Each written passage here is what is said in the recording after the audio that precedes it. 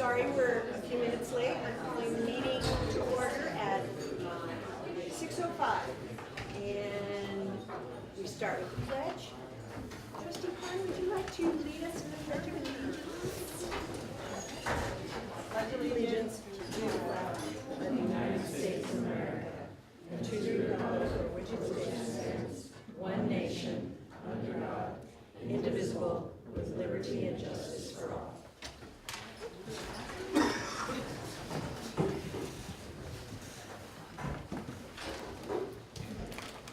We're going to start this evening with a remembrance of a board member that died last week, Frank Lynch.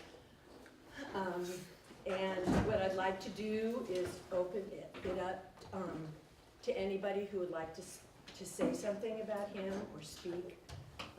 As you can see, my voice is already shaking, so I don't know how well I will do, but if there's anybody who would wish to offer anything, we've got these beautiful flowers. They will be going to Maureen after the meeting.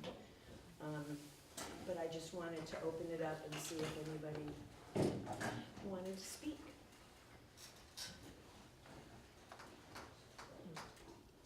I can go. Okay, well, Yeah. okay. I don't know why. Well, no, go ahead, please. I didn't get to know Frank very well, which breaks my heart, but the few times that we did get to interact, you could just tell he was the most warm, genuine, hilarious human, who did a lot for this district and a lot for students everywhere, so the loss is already being felt. Oh, yes. I totally echo that. He was, I'm surprised I hadn't ever met him until last July, and because so many of my friends know him very well. And he just devoted his life to education and to this, and that he loved being on the school board. Yes, he It did. was like, the top of his. And he was just always, he was the first one that called me after the election. He was the first one that called me. I mean, he was a gentleman, gracious, and yes, very funny. I've known Frank. He was my principal when I student taught at Petaluma High School. And he was a mentor. He was warm, and I think he was pretty much well known throughout the state of California in education circles. He was a teacher and a principal and a superintendent. And then he was a board member and my friend. I can't. Go ahead. You can't pass it to me like that. If I have a cough, so I'll see if I can get through this.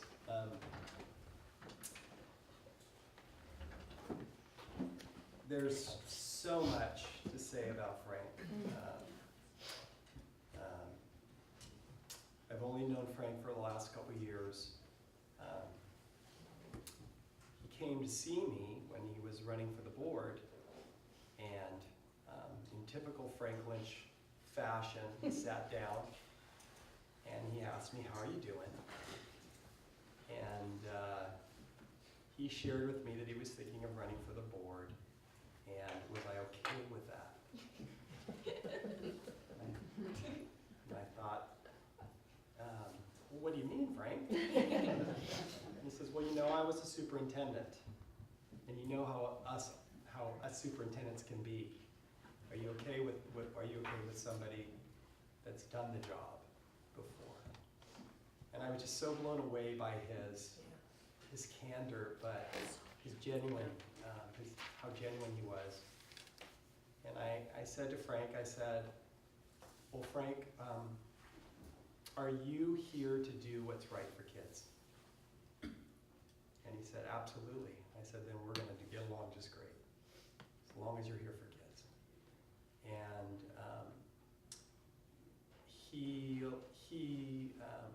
this is my 29th year. He's a mentor to me. He's not a mentor to me as an educator. He's really a mentor to me as a man. He was really special.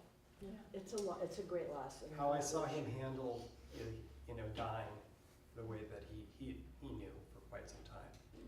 But how he interacted with his grandchildren, with his own children, with his wife, an honor to watch him. So we're gonna miss you, buddy. Yeah. And as far as, we're obviously gonna need to have another board member, and we'll be discussing that later with someone who knows the process of going through. So his term would have been up in 2020, so we won't have to hold an election, it will be an appointment. Okay, I'm okay. Okay, public hearing. He's What here. do we do with that? Okay, so, actually, so a public hearing, we have our contract reopeners. We're gonna open it up for public hearing. Is anyone who wants to comment on 6.1? Oh, okay, which is the contract reopeners of Petaluma Federation of Teachers, PFT, and the Petaluma City and Petaluma Joint Union High School District for a successor agreement. So Open up the hearing? it's open up for public comment, yes? This is a new one on you. Hearing none. No? Close the hearing. Okay, close the hearing. I guess I should do my little- Okay, adoption and approval of the agenda. Approval of the agenda for March 12th, 2019. I move to approve the agenda. I second. All in favor? Aye. Aye. Approval of the minutes of February 26th, 2019. I move to approve the minutes. I second. All in favor? Aye. Aye, okay. And now we get to my favorite part of the meeting, which is the special recognitions, reports, and presentations. And we are going to start with students of the month.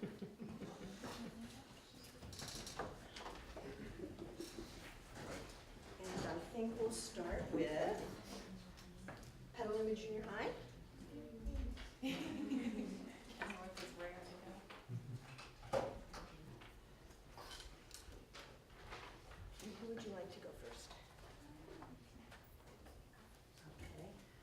Olivia, I don't want to mess up your last name, Lillig? Did I say that right?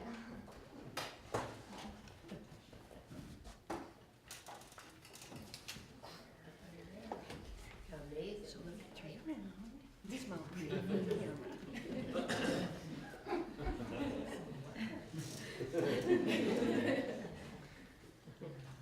We are excited to present Olivia Lillig as one of our March 2019 Students of the Month. She is a brilliant, bold, and unique individual who walks in the world with great self-awareness. Olivia was born on March 22nd, 2005 in Santa Rosa. She is an exceptional student and a personable, compassionate, and caring young person. Olivia is a hard worker who earns A's in nearly every subject, being particularly gifted in math. Her teachers are highly complimentary. Her PE teacher says, Olivia is a quiet, consistent presence. She participates well in activities, contributes positively to her team, and always has a good attitude. According to her English teacher, Olivia is a stalwart contributor to both the classroom community and the academic process. She is kind, helpful, intelligent, and hardworking. Her analytical skills are among the top in her class. Her work ethic is nearly flawless. She is the type of student who, by virtue of her practices, makes everyone in her classes both smarter and more compassionate. Olivia enjoys both the social and academic aspects of school, participating in several school clubs.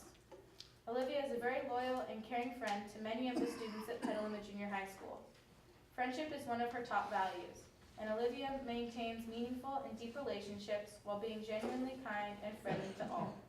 Olivia's dedication is also apparent outside school. She has earned her black belt in karate and participates in hip-hop dance. She also volunteers at the Tiny Pitbull Dog Rescue Center. With all these attributes working in her favor, Olivia is looking forward to attending a good college and finding the perfect career. Her parents have witnessed their daughter's personal dedication and proudly add, Livin is an exceptionally compassionate person. She truly loves people and the people and pets around her. She is always there to help a friend in need. She listens to her friends and understands them. She believes in fairness and equity. She has an authentic sense of self and integrity. She also has a dry sense of humor. We are all very proud of Olivia Lillig and the way she moves through the world. We are pleased to have her represent Petaluma Junior High School as Student of the Month.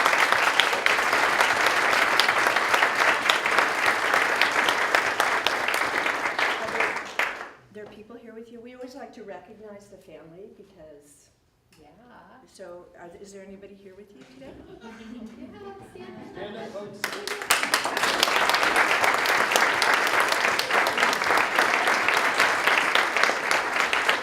Does mom have that? Everybody has curly hair. Yes.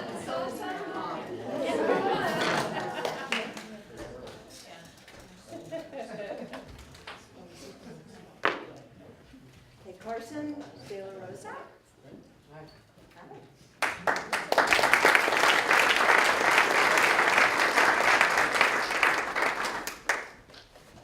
We are extremely pleased to present Carson De La Rosa as one of our March 2019 Students of the Month.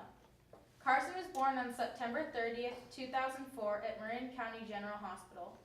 In addition to being a wonderful student, he is a quietly resilient young man with exceptional values. Carson has always been an engaged student. At Grant Elementary School, he was available to help others whenever he finished his work early. Then and now, Carson is respectful to his teachers and caring and considerate with his peers. He participates in school events, attending dances and school trips. His art teacher sees Carson as kind, creative, artistic, hardworking, and a team player, among a host of other admirable qualities. His math teacher adds that Carson is a great student who participates in class and is a role model for other students. Carson is equally engaged outside of school when it comes to his family and personal interests. Carson is a great supporter around the house. He volunteers to help his parents with the yard work and house cleaning and is the self-appointed dog walker. In his spare time, Carson enjoys video games and collecting Marvel comics and Transformer figurines and memorabilia. He loves photography and appreciates the unique point of view offered through the lens of the camera. Carson's goal is to continue to do well in school and attend college directly after finishing high school to study photojournalism. The truly remarkable thing about Carson is his resiliency. Carson has experienced some devastating losses this year, but through it all he has remained steadfast, processing his grief and moving forward. His parents add that Carson is kind, considerate, and courageous with a huge heart. We are all so very proud of Carson. He has had many big changes in his life and has shown a resilience that is amazing. Carson has taught us all a lot these last couple of months about the life, love, and perseverance. He is truly an amazing young man. We love him very much. Carson De La Rosa is well deserving of this special honor, and we are very proud to name him Student of the Month for Petaluma Junior High School.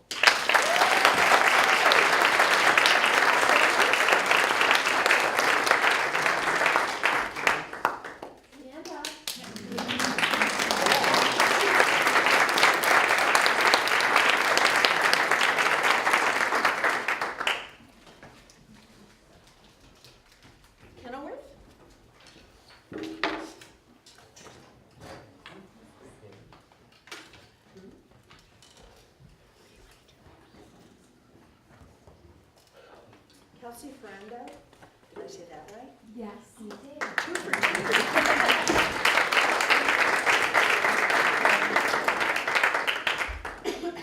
Kenilworth Junior High School is proud to introduce our March Student of the Month, Kelsey Ferrando. Kelsey has been chosen Student of the Month by her team of teachers because she's one of Kenilworth's most outstanding students and one of our brightest personalities. Kelsey is truly a shining star and has been a positive presence on campus, both in and out of the classroom at Kenilworth. Her teachers were enthusiastic and universal in their praise of Kelsey. Her history teacher, Mr. Eklund, shared Kelsey as one of the most well-rounded students I have had in class in a very long time. Kelsey does her best at her studies, but realizes that the knowledge and destination are more important than the grades. Kelsey is always bright and cheerful, and I can always count on her to have a kind thing to say to everyone. Mr. Eklund added, if I got to pick my student of the year, I would pick Kelsey. Miss Bradley, Kelsey's advanced English teacher, was also eager to praise Kelsey. Kelsey demonstrates an authentic desire to learn, grow, and succeed by giving her full attention to every task and by contacting her teachers when she needs help. Kelsey's positive attitude and cheerful participation brighten the classroom. Miss Street, Kelsey's math teacher, nicely added, I have had the pleasure of having Kelsey as a student for both 7th and 8th grade. She is a hardworking student who works well with any other group of students she is asked to work with. She is just a great all-around kid. When Kelsey is not at school, she enjoys playing soccer. Kelsey has been playing soccer for 9 years and would like to play for Casa Grande High School next year. Not only is Kelsey a 4.0 student and an outstanding soccer player, but she has also impressed Kenworth teachers and staff with her cookie company known as Kelsey's Creations. Kelsey's cookies and entrepreneurial spirit continued to delight and impress the Kenworth staff. After high school, Kelsey would like to attend Stanford University or UCSF and pursue a career in medicine as a dermatologist. Kelsey's mom, Jill, added, "Kelsey is caring, smart, and very thoughtful. Kelsey puts everyone before herself." Congratulations, Kelsey.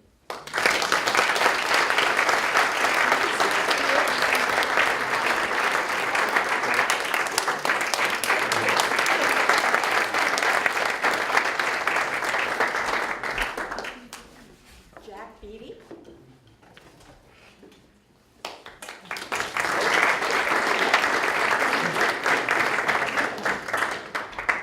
Kenworth Junior High School is also proud to introduce our March Student of the Month, Jack Beatty.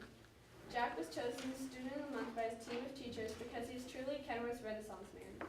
Jack is an excellent student, athlete, musician, and leader. Jack's teachers and coaches were eager to sing his praises.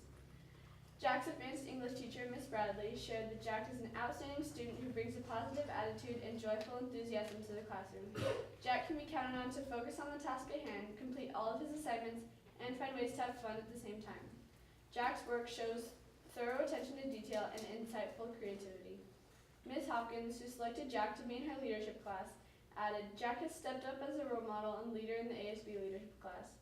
Jack has innovative and creative ideas and works hard to execute them. Jack has improved significantly in his time as an 8th grade leadership student." Mr. Raya, Jack's history teacher and wrestling coach, summed up his time with Jack nicely. "I have had Jack in my classes and as my wrestler the past 2 years. Since the beginning, Jack has improved so much, both with his ability and his maturity. Jack's enthusiasm and willingness to participate have always been exceptional. Jack deserves to be recognized for the gains he has made in the classroom and on the wrestling mat. I'm happy to have had Jack as a student as he helped to improve himself and those around him. While Jack has excelled in the classroom and on the wrestling mat at Kenworth, Jack is also an accomplished musician. Jack has been reading music and playing the piano since he was 8 years old. Impressively, Jack has earned certificates of merit for his musicianship and by passing written music theory tests. After high school, Jack is hoping to earn a commission to attend the United States Naval Academy in Annapolis. Jack would like to train as a naval pilot, and after his service in the Navy, have a career as a commercial pilot." Jack's mom, Molly, added, "Jack is passionate about life and people. He approaches everything with an all-in attitude. Congratulations, Jack."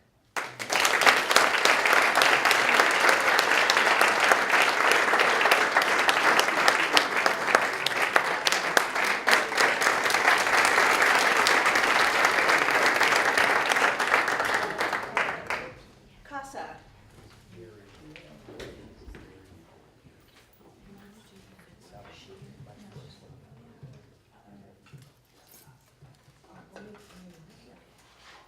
Okay, Alejandro, say it, Paredes? Is that right?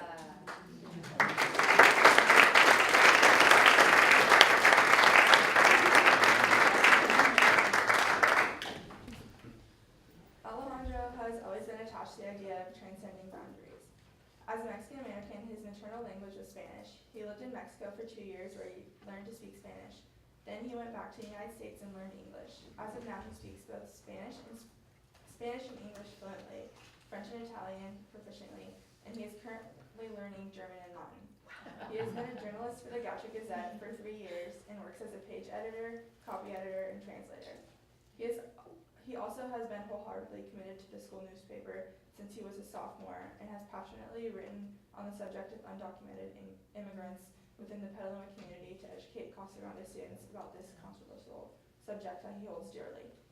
Both of his parents are immigrants, and he has seen them suffer through trials and tribulations to come to the position they are at today.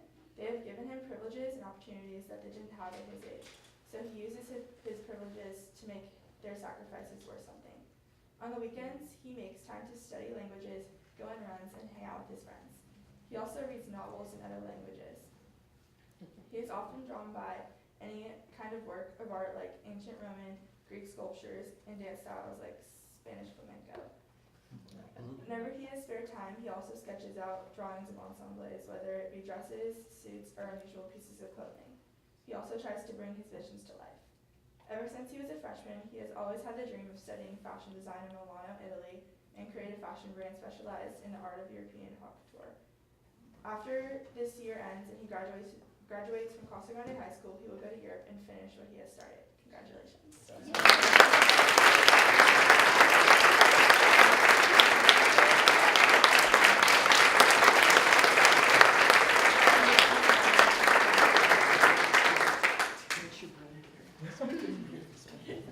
Okay, so, Petaluma High.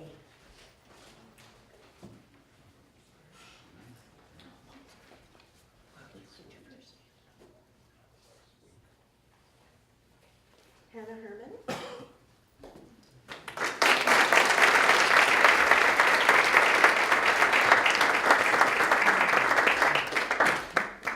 Hannah Herman is a senior at Petaluma High School, where she has played 4 years of soccer and involved herself in various clubs, while managing to take over 11 AP and honors courses.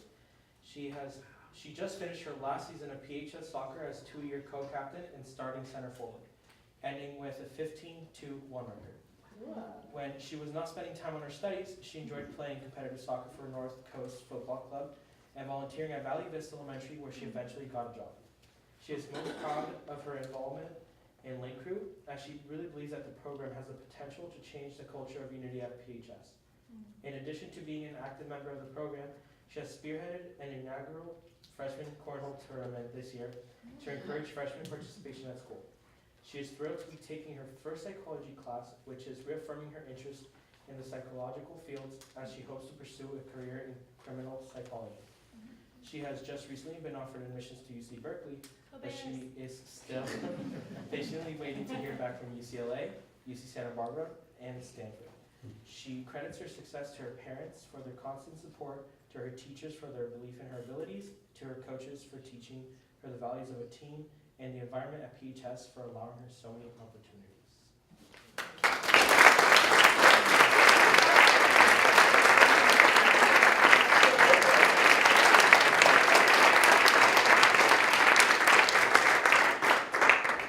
Okay, and finally we have Ethan Shabazian. Thank you. Yeah, of course.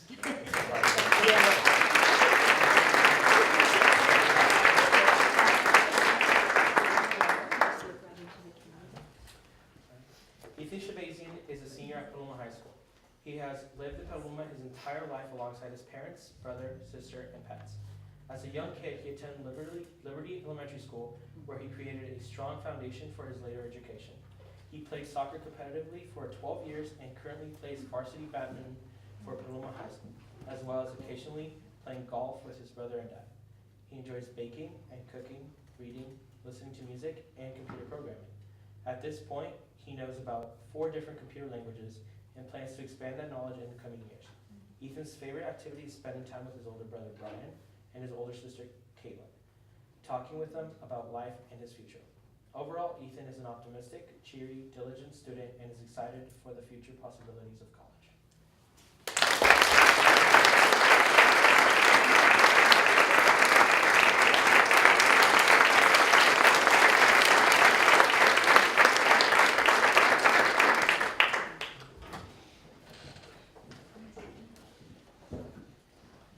I love college admission season. Okay, we're going to take about a 3-minute break to let. You want to do student reports first? Oh, I'm sorry, yes. Erase. We will do student reports first, Casa Grande High School, and then Petaluma.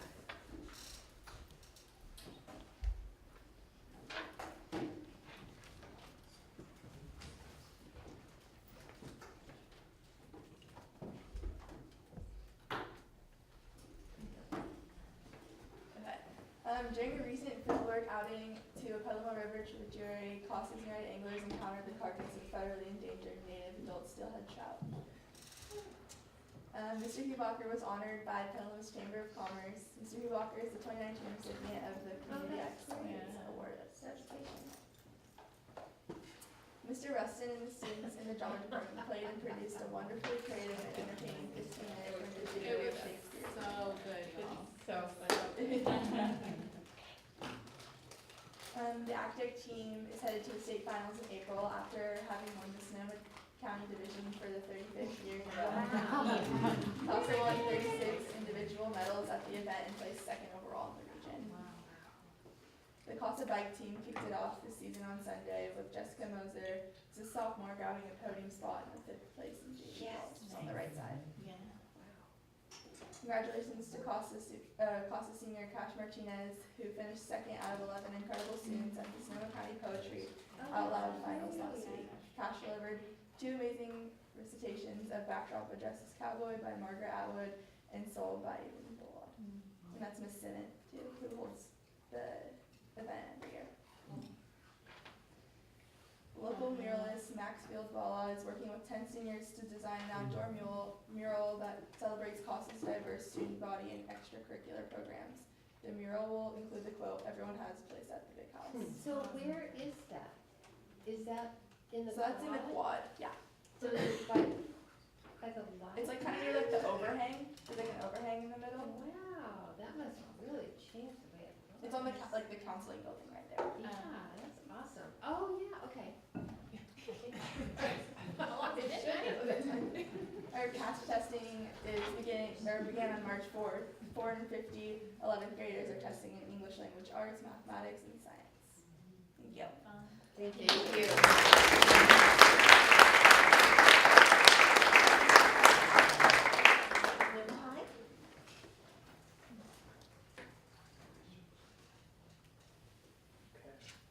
I did mess up the dates this time. Last time I forgot to update the dates. It's okay. All right, keep going. Let's skip that one. All right, so every year we have Singing Valentine's where the choir class actually sells these Singing Valentines that they go into class and they sing to people. This is an example. He's definitely enjoying it. Is that the person being sung to? Yeah. All right, so JSA also had a winter conference recently. We had a lot of people get awards and also do incredible things at the conference. Logan Goldstein won a Best Speaker gavel. Simone T. and Sergio Hernandez, Bill Abolish FOSTA and STA, and enact better initiatives to stop sex trafficking was one of the bills that was passed both days in both the Senate and the House. Sergio H. declared his candidacy for GCR Senator, and Griffin Epstein offered to be pied in the face if they fundraised $232 towards a student scholarship to future JSA conventions. And did they? Yes, he got pied in the face. Sorry, Griffin. All right. Also, last week we also had GQ. I don't know if any of you were present there, but it was a great event. We had a lot of fun, both planning and being there, helping them set it forward. We ended up raising over $7,000 in one night, but 10% of that is going to be going to the charity which Ben chose. PHS Music Spectacular. So this was a chance for students to get what's called recognized for their talents. We had a lot of different students come forward with music talents. That's Ben, the one who won Mr. GQ, singing or emceeing, as you wanted to say. And then we also had FFA at UC Davis. So they placed first in the dairy cattle judging. Oh, sorry, their dairy cattle was voted first place. And then they also got second medal award, I don't remember for what, but that's the group right there that went to UC Davis. We also had AP and Honors Night with over 500 attending parents and students this year. At the AP and Honors Night, we usually have a board of students who could give a little bit about their experiences. Hannah Herman was one of the students, since she did take some really hard schedules. Yeah. And then the Lions Club speech contest, we actually had 2 winners this year, Paul Leone and Jessica LaShawn, which will then be going on to the next stage and a little bit higher. And then a quick Skype call for those of you who know a little bit about psychology. You guys will know Philip Zimbardo, who is one of Miss Archibald's actual heroes. And one of our students, Yesenia, was actually able to get him to FaceTime their class. And they asked him a couple of questions. From what I heard, it was kind of difficult, but she got it done.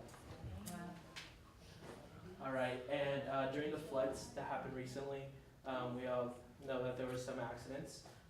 One such was that a bus fell into the water, and we actually had 2 students pull over and help those people out of the bus. They were recognized on the news, and these are our 2 students saying hi to the people that they helped get out of the bus. Their names, I know one of them, Justin Plumtree, and all right, cheerleaders also go to Disneyland.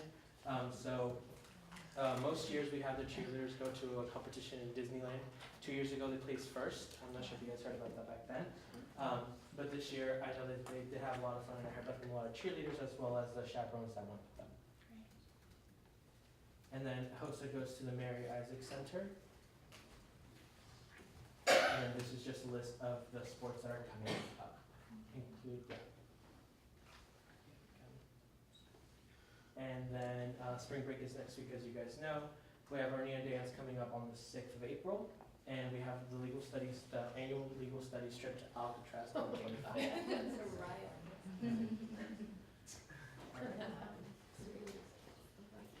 That's it. Thank you, guys.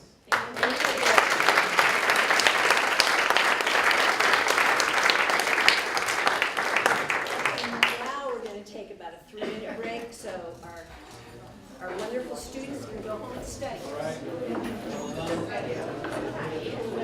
Congratulations. Thank you.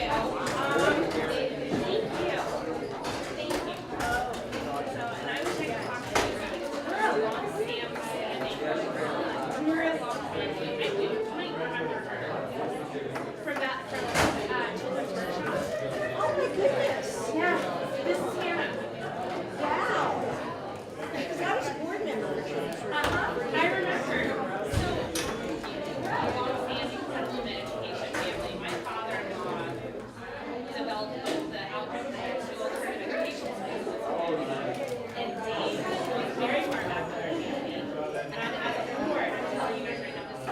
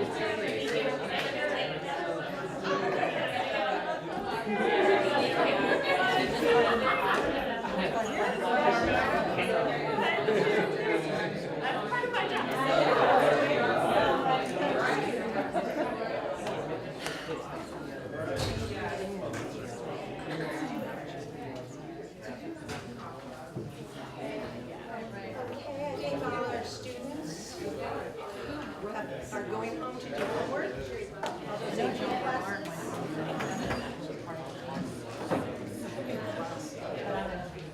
Good day.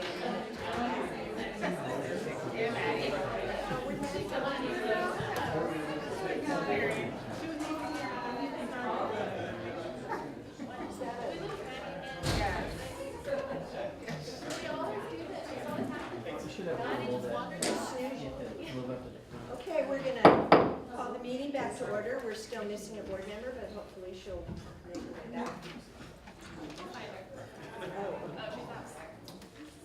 Okay.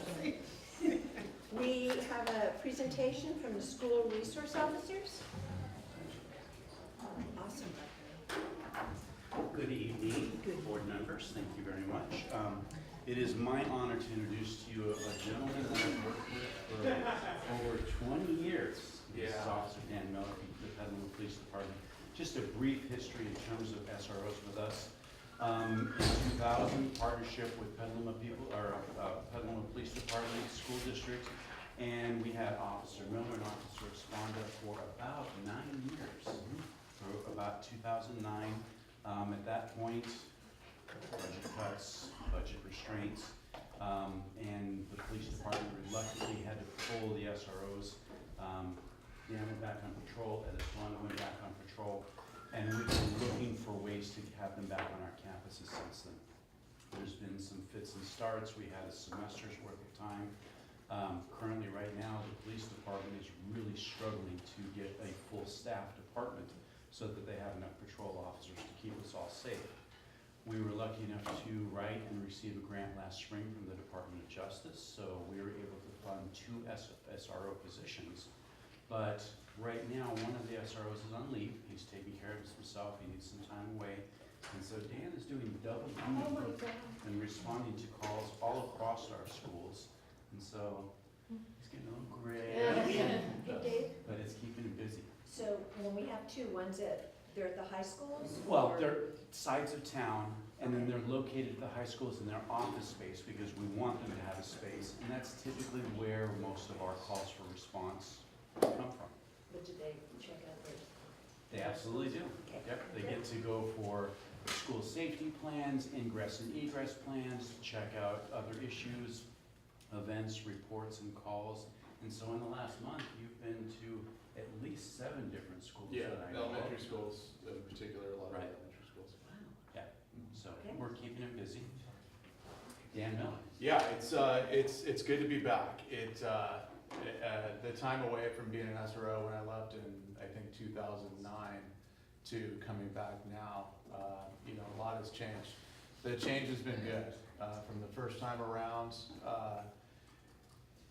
the SRO wasn't really warmly welcomed by students when I first started at Casa Grande in 2001. When I came back this semester, the beginning of this semester and the fall semester at Petaluma High, just a really warm welcome by staff, because a lot of the staff I had already known and worked with and had a good working relationship with. But the students, the students were different. Kids change. I have 3 kids that all went through, one's still in, but 2 off in college, and she's home from spring break. And the other one's on TV right now playing baseball for University of Oregon. So I know a lot of the kids in the area, and especially the students at Petaluma High, just a real warm welcome this year. As far as what my role is, and that's probably what you guys are interested in. I took the same approach that I took when I started the program, and I was the first school resource officer in the city of Petaluma in 2000. I took the same approach with rapport building, and I had to build rapport with the students. First off, to have them trust me. I tell the story that it's, and I'm sorry, how much time do I have? Because I will bore the heck out of you, because I will talk. Remember, I gave you 5 minutes. I know, You do I have know. a gun in a bag. Right, So. so here it is, and I tell the story when I go into classrooms. I go into classrooms and talk to kids, or doing a presentation for the Lions Club or anybody else. When I walked onto campus this year, I was like a grizzly bear. Every kid had a cell phone, and they're like, "Oh my gosh, look, there's a grizzly bear on campus. Like, this is totally cool. We got a grizzly bear on campus. Look, everybody check out the bear." And then I'd go walk up to kids, and they're like, "Whoa, bear, I don't really want to talk to you yet." And I think once the kids really understood that I was more of a friendly bear rather than a grizzly bear, I think they were definitely more receptive. Part of that was the uniform. The uniform, when I started back this year, I took the approach that I did at the high school before. I was wearing khakis and a polo shirt, not to be so demonstrative in this police uniform. I know what it represents, and I'm the same person. I'm the same person inside this uniform or outside the uniform. But when I was coaching, and going back to when I was coaching high school kids, and I coach high school baseball, I would have kids that have known me since they were 4 years old.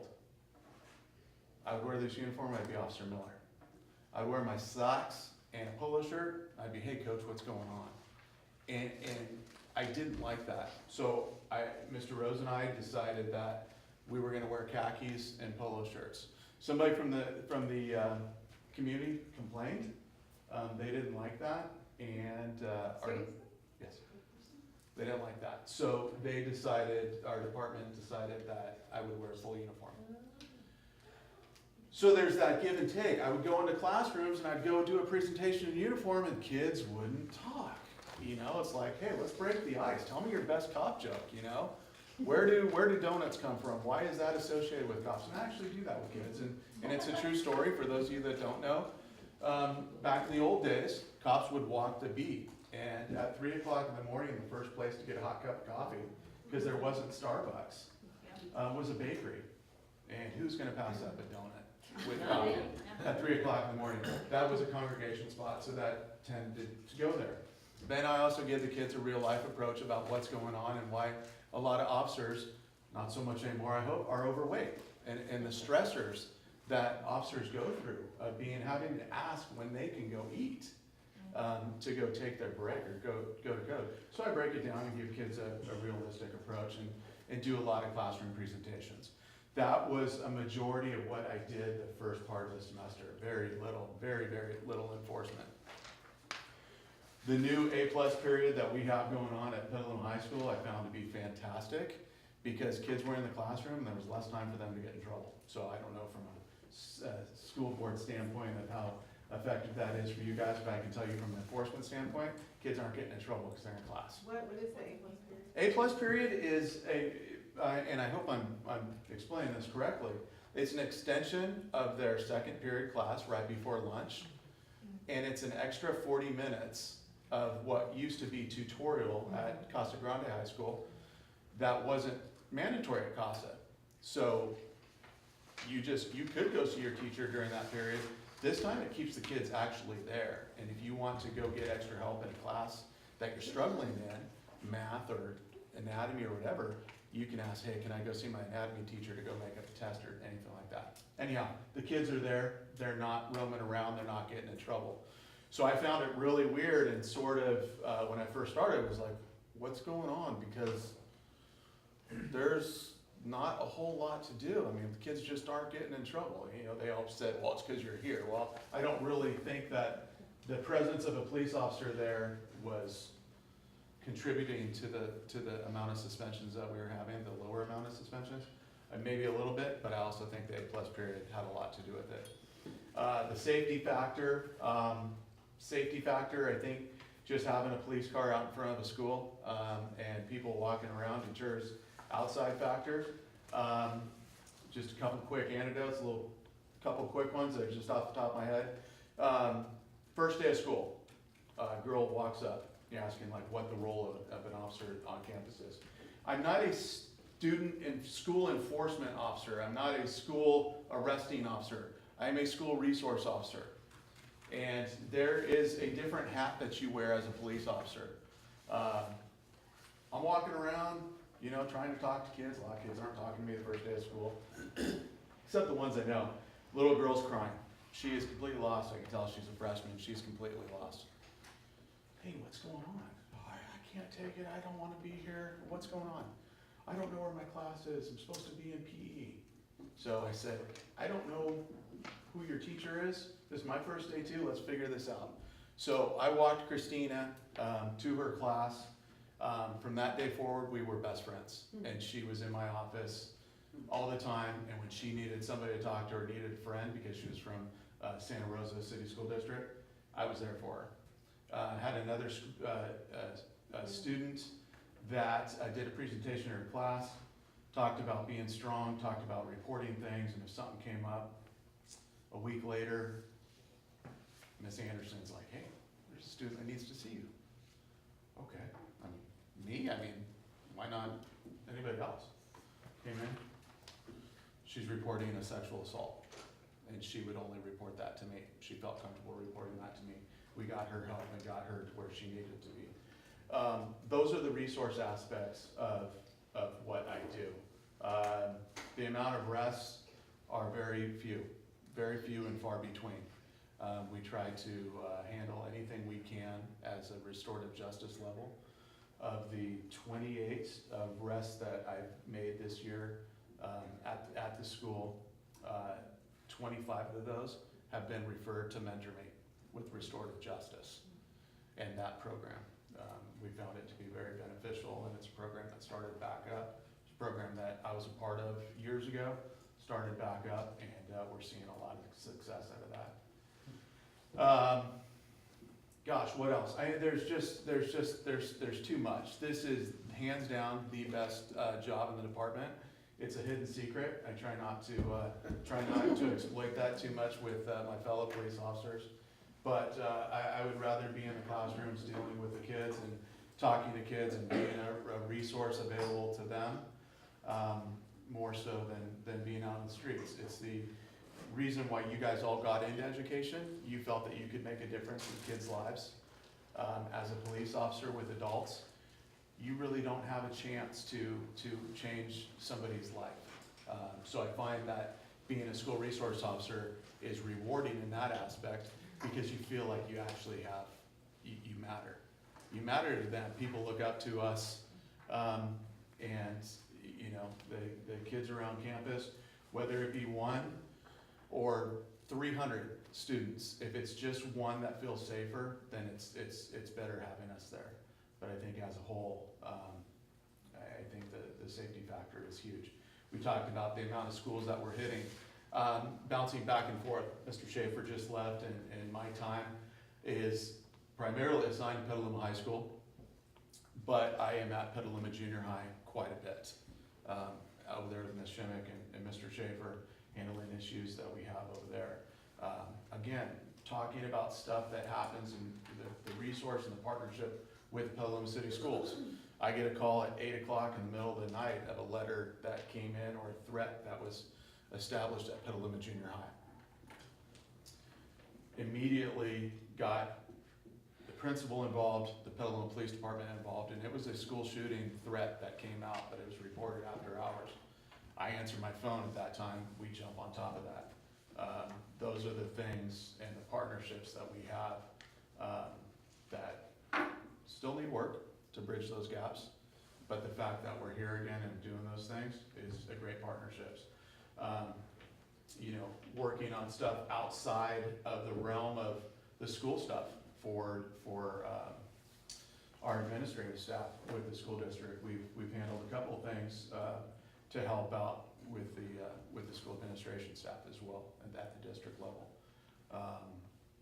There's just a whole lot.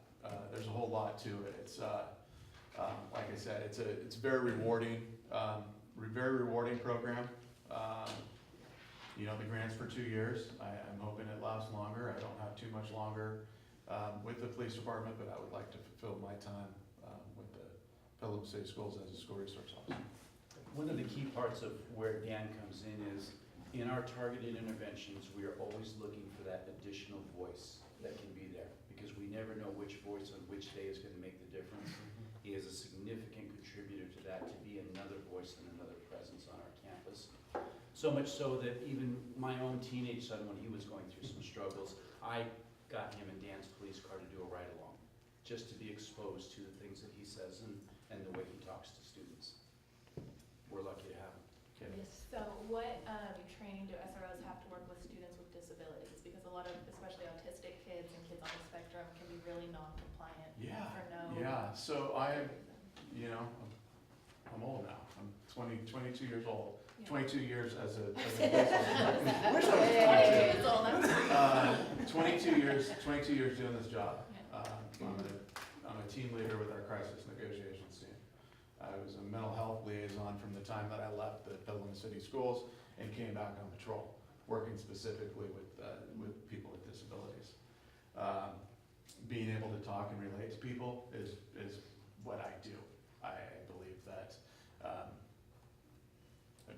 it's one of my expertise.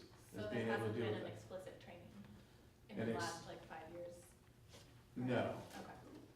For school resource officers? Are you talking for the police department School or resource as a officers. school? No, because we just got back into this. Right. As a matter of fact, we're still working on trying to get to a conference. When we first started this, any updated training that we have wasn't really available because there was nothing available.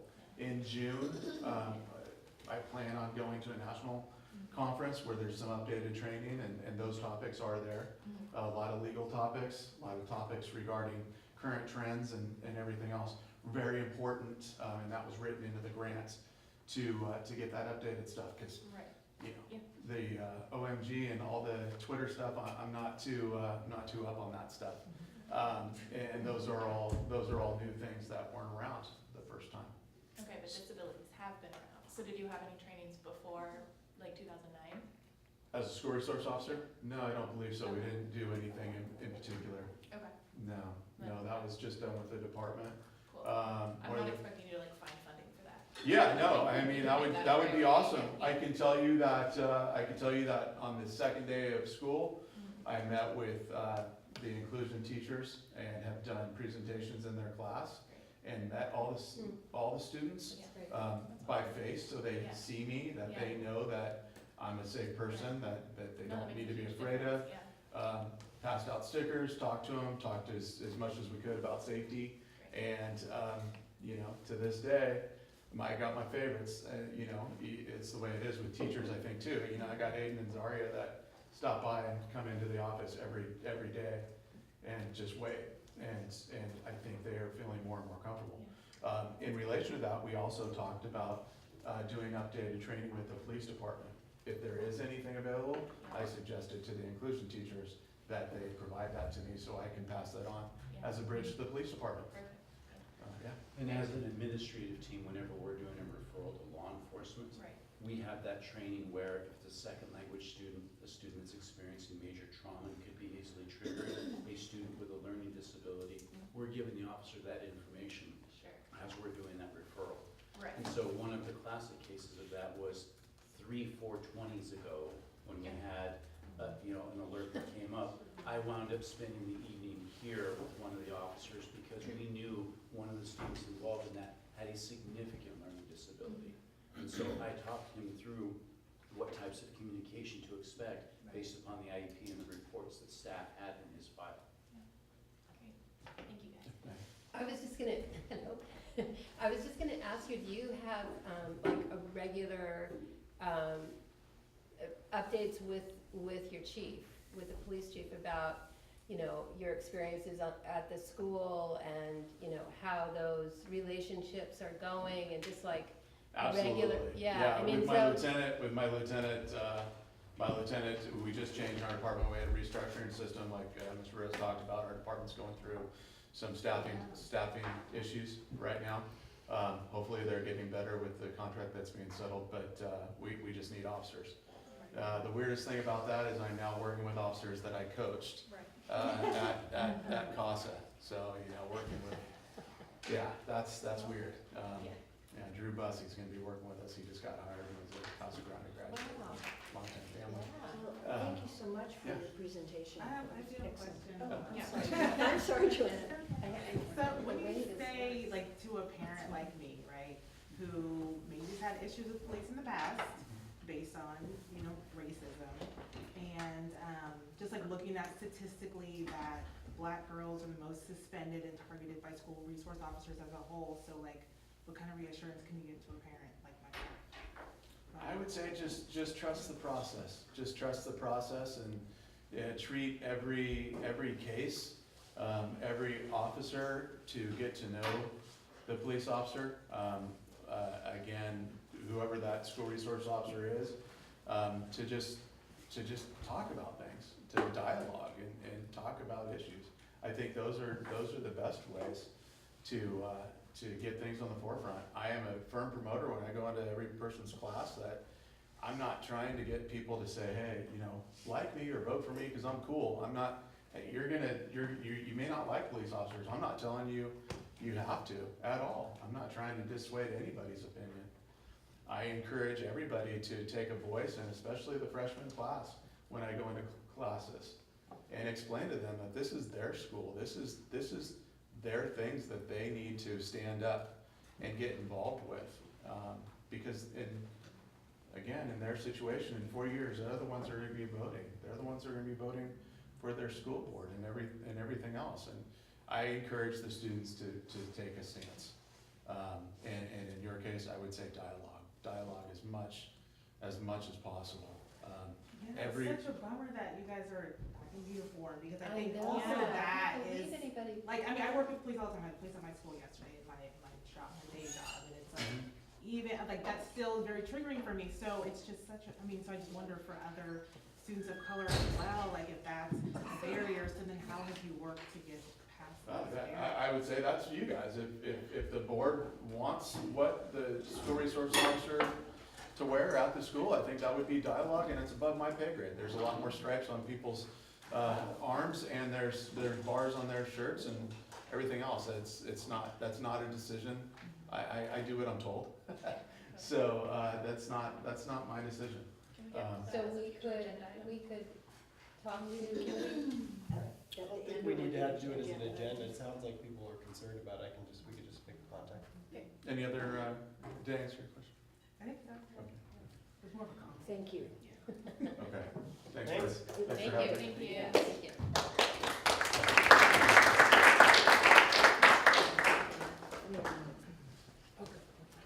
Dave, do you want to follow up on that one? Or do you want me to? We can talk, just about the dress. Sure, I can do that. Yeah. If you need my help. I'll copy. Thanks for bringing that up. Okay, and moving on to Chris Thomas. Oh. And her myriad of notebooks. Yes, so I do have a couple, Michelle, if you want to pass out a couple of notes. I got it. And I have a few for those stalworthy.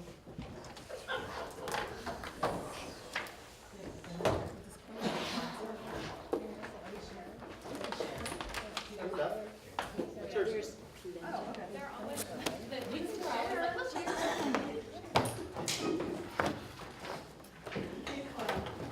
share. Wow, those are hard acts to follow. Yeah. This is exciting You're always too. very good. I'm in my uniform. We're ready to listen. We had very animated discussions about budgets during lobby day today, so. Okay, Chris, take it away. Well, much like our resource officer, I can talk all day about budgets. And, but I promise everybody I won't. Anyway, so you have I think soon becoming Instruments budget binders. And this is our second interim report that I'm presenting tonight. So we report on the finances of the district 4 times a year. Adopt a budget, when we close the books, we report on how we're doing, and then we have 2 interim reports. This is the second of the 2. And basically, we're presenting to you how we look fiscally as of January 31st. And part of that is also presenting a budget revision for the current year. So I'm gonna kind of walk you through what's in the binder, and then I'll stop and highlight certain things so that I won't be going line by line, fortunately, through the whole thing. The first part of the narrative is really just talking about what second interim is, what funds are included, what reports are included, and so on and so forth. If you go to the narrative and assumptions tab, I'll be referring back to this a little bit. This is really where we're providing a little bit of a narrative of what's going on in the federal level, at the state level, how school business, school district budgets work. Part of there, if you kind of pan back, I've included a couple other resources. One of them is the budget guide from the governor's budget proposal in January. Has a little bit of a summary. The School Services of California dartboard, we use these assumptions as we project, not only for the current year, but for 2 subsequent years. I'll be referring to that. There's a common message in here, and that's put out by CISESA, which is the county offices at the state level. Kind of goes through what their recommendations are for school districts as they do their budget evaluations. And then the last page of this section actually are some enrollment projections, and I know the numbers are a little bit tiny. I'm going to take a moment and just kind of walk you through those enrollment projections really quickly. So the first 2005-06 through 2017-18, Those are our actual enrollment numbers as of CBED's day. And CBED's is the California Basic Educational Data System, where every district in the state of California reports on what their enrollment is as of a particular day in October. That's, I believe, the first Tuesday in October. So it kind of shows our ebbs and flows as a district, and you can see that back in 2005-06, we actually had just under 8,000 kids, 79-17. And you can see then over the next several years we kind of declined. And we've been hovering around 7,500 really since 10, 11, 11, 12. So you can kind of see we're up, we're down, we're up, we're down, but around 7,500. This includes, by the way, this budget includes both our elementary district, our high school district, and all 5 of our internal charters. It does not include our external independent charter, Live Oak. So when we look at our general fund, it's inclusive of all of those 7 entities, okay? So is our CBEDS. Our CBEDS includes all of that, does not include our independent charter. So if you look at the column that says month 6, that is our enrollment as of month 6, which was as of January 25th. And so I kind of break it down, 7,486, so we're up a bit from where we were last year, okay? And then I'm projecting out using cohort projections, and cohort simply means every first grader becomes a second grader, and every second grader becomes a third grader. I take all of the CBEDs from all of our feeder districts, and I put them on a spreadsheet, and then I work them through the junior high and high school levels with some assumptions which I highlight down below. The challenge is you can't use cohort for kinder or for TK. And so that becomes a little bit more challenging. You'll notice that in month 6, I'm actually breaking TK out from kinder, because I think it's important as we project to kind of know how much of that number is. Starting in 12-13, that's when transitional kindergarten started, and we implemented, of course, 1 month at a time. But when you look at those years, that kinder number includes TK and K. Okay, so not all of those kinders were moved to first grade. So it makes cohort a little bit more challenging to do. Overall, I then break it down below to show you the fluctuations by major grade span or grade levels. Because when we're looking at projecting out staffing, or in this case, projecting out the potential of reductions in staffing, we need to look at it from a K-3 perspective, a 4-6 perspective, a 7-8, and a 9-12. And it also is very informative when we're doing trend analysis. So you can see next year, we're growing at the secondary level, potentially, according to these projections, but we're actually declining K-6. So when we're looking at how many multiple subject versus single subject teachers we need, these are the types of things that we kind of go through, okay?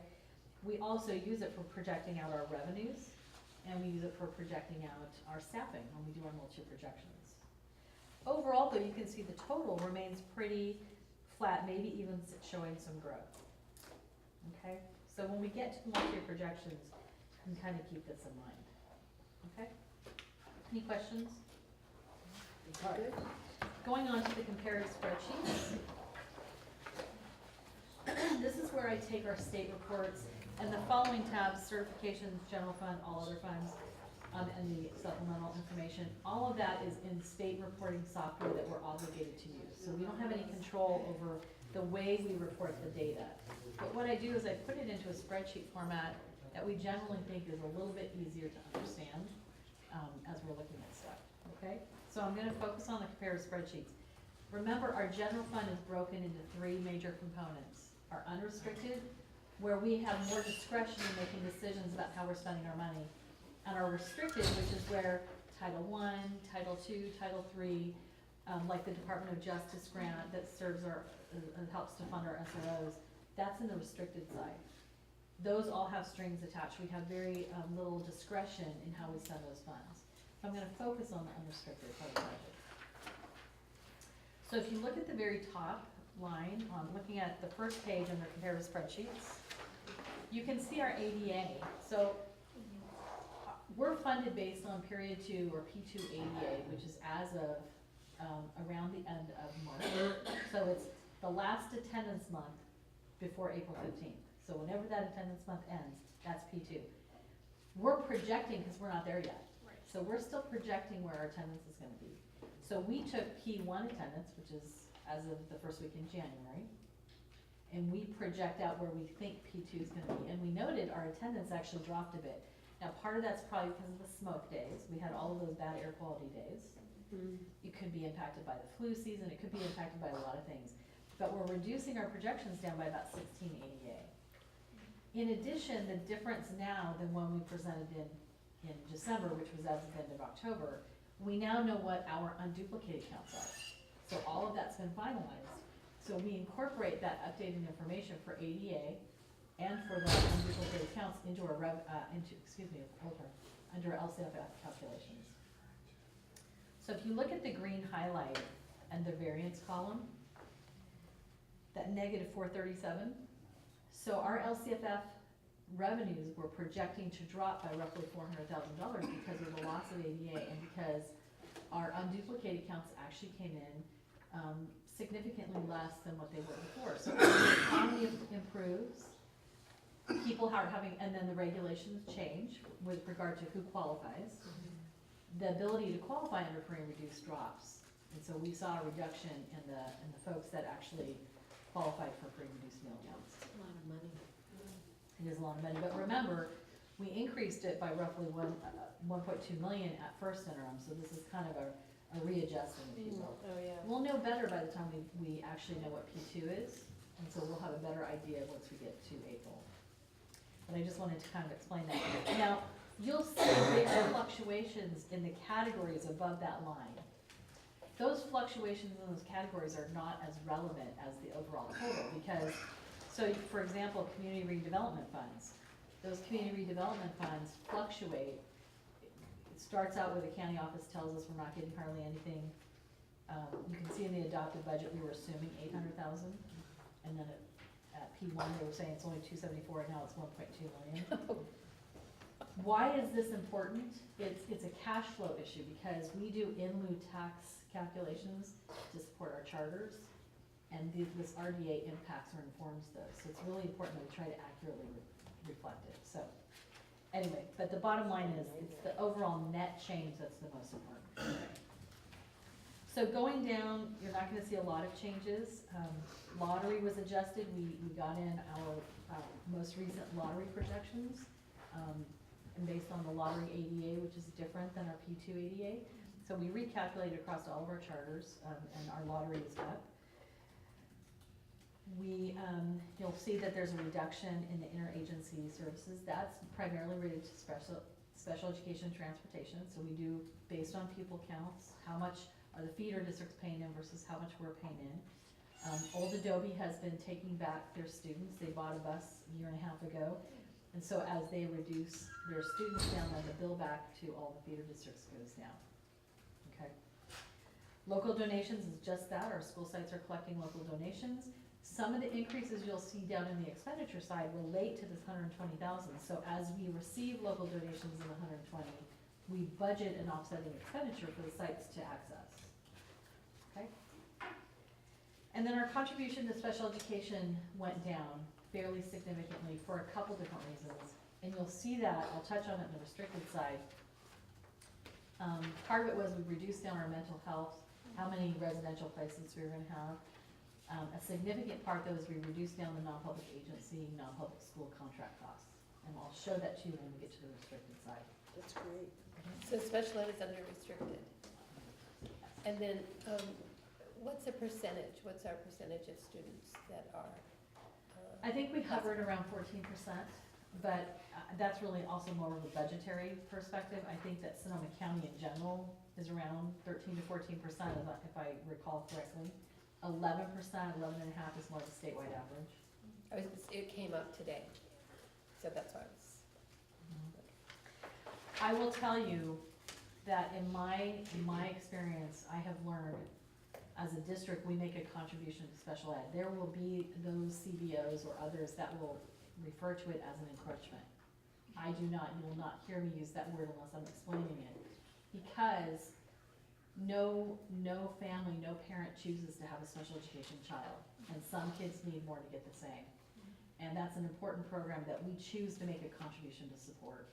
In part to be compliant, but in part because it's the right thing to do for kids. So which is an important thing to remember. Going on to the next page, you'll see, this is where the expenditure side of the unrestricted budget starts. You'll see some significant increases in certificated, and if I ask a test question, who knows why? Raises. Exactly, so we budgeted for the PFT settlement agreement that we had, the 2.75% and the one-time 0.75%. So 3.5% overall is what we had to increase our salaries for our certificated staff. And so that is included here, and you'll see those increases, both in the certificated salaries as well as the corresponding benefit calculation. So if certificated salaries went up, then the STRs on those salaries went up. Does that make sense? In the administrative area, you'll see that we have one or more administrators out on leave. We hire a substitute administrator to come in and support the school site, and that's primarily what that increase is about. And then down under classified salaries, we did add a custodial position in large part because we added a pool. So we opened our pool, and we now need a custodian who's going through training on how to clean and monitor the pool. And also, half of that will also be an additional floater. We think that that's important, given our substitute challenges. Going down to materials and supplies, so you'll see the biggest increases in non-capital. Part of that is copiers. Part of that is preparing to do classroom furniture replacement for the upcoming year. And part of that is from some of our site budgets.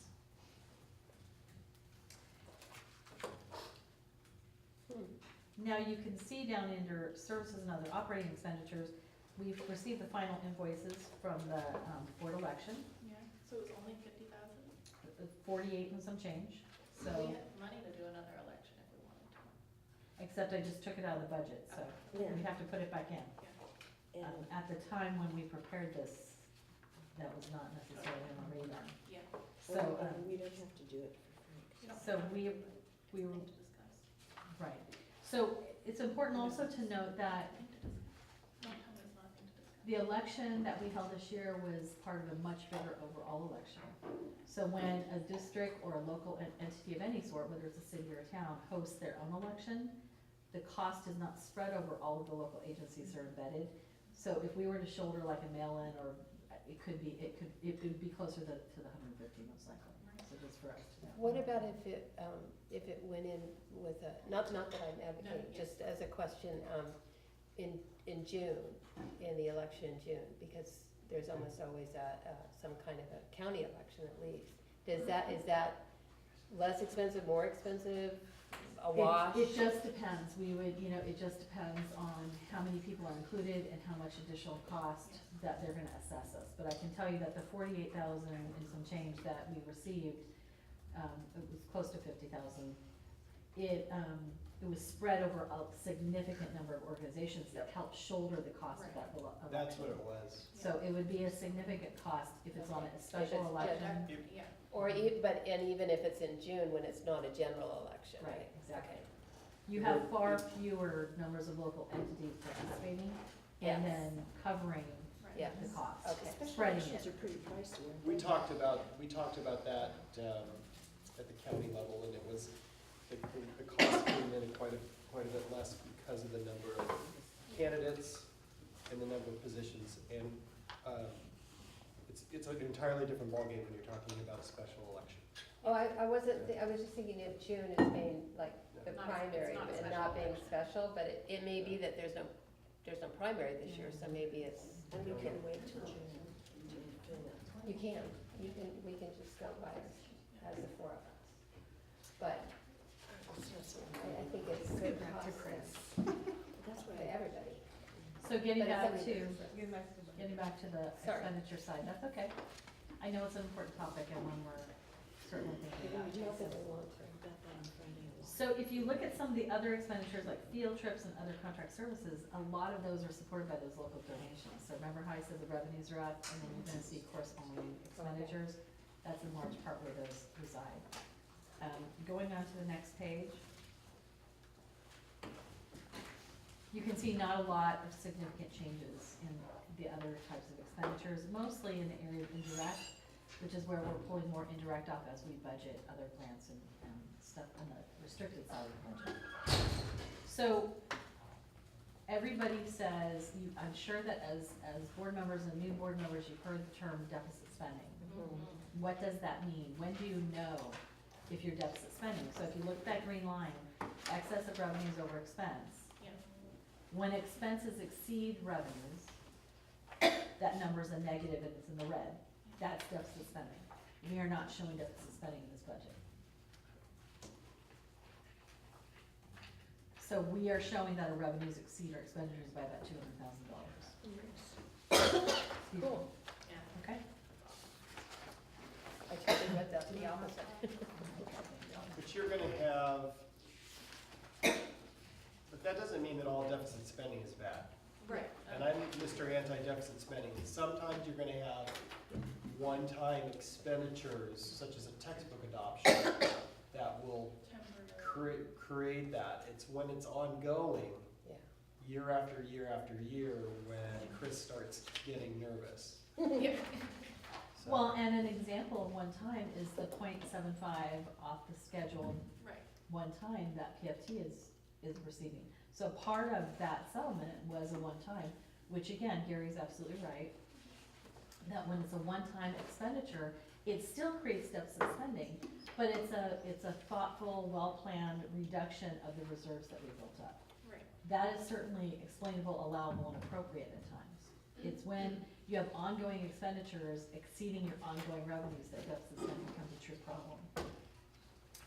Okay, so going on to the restricted side of the budget, you'll see some fluctuations here. The most significant of which are federal special ed money. That's really a reimbursement of some mental health board and care costs we thought we were gonna have that we've reduced down to some estimates. So that really has zero impact, and I'll show you where the offset is on the expenditure side.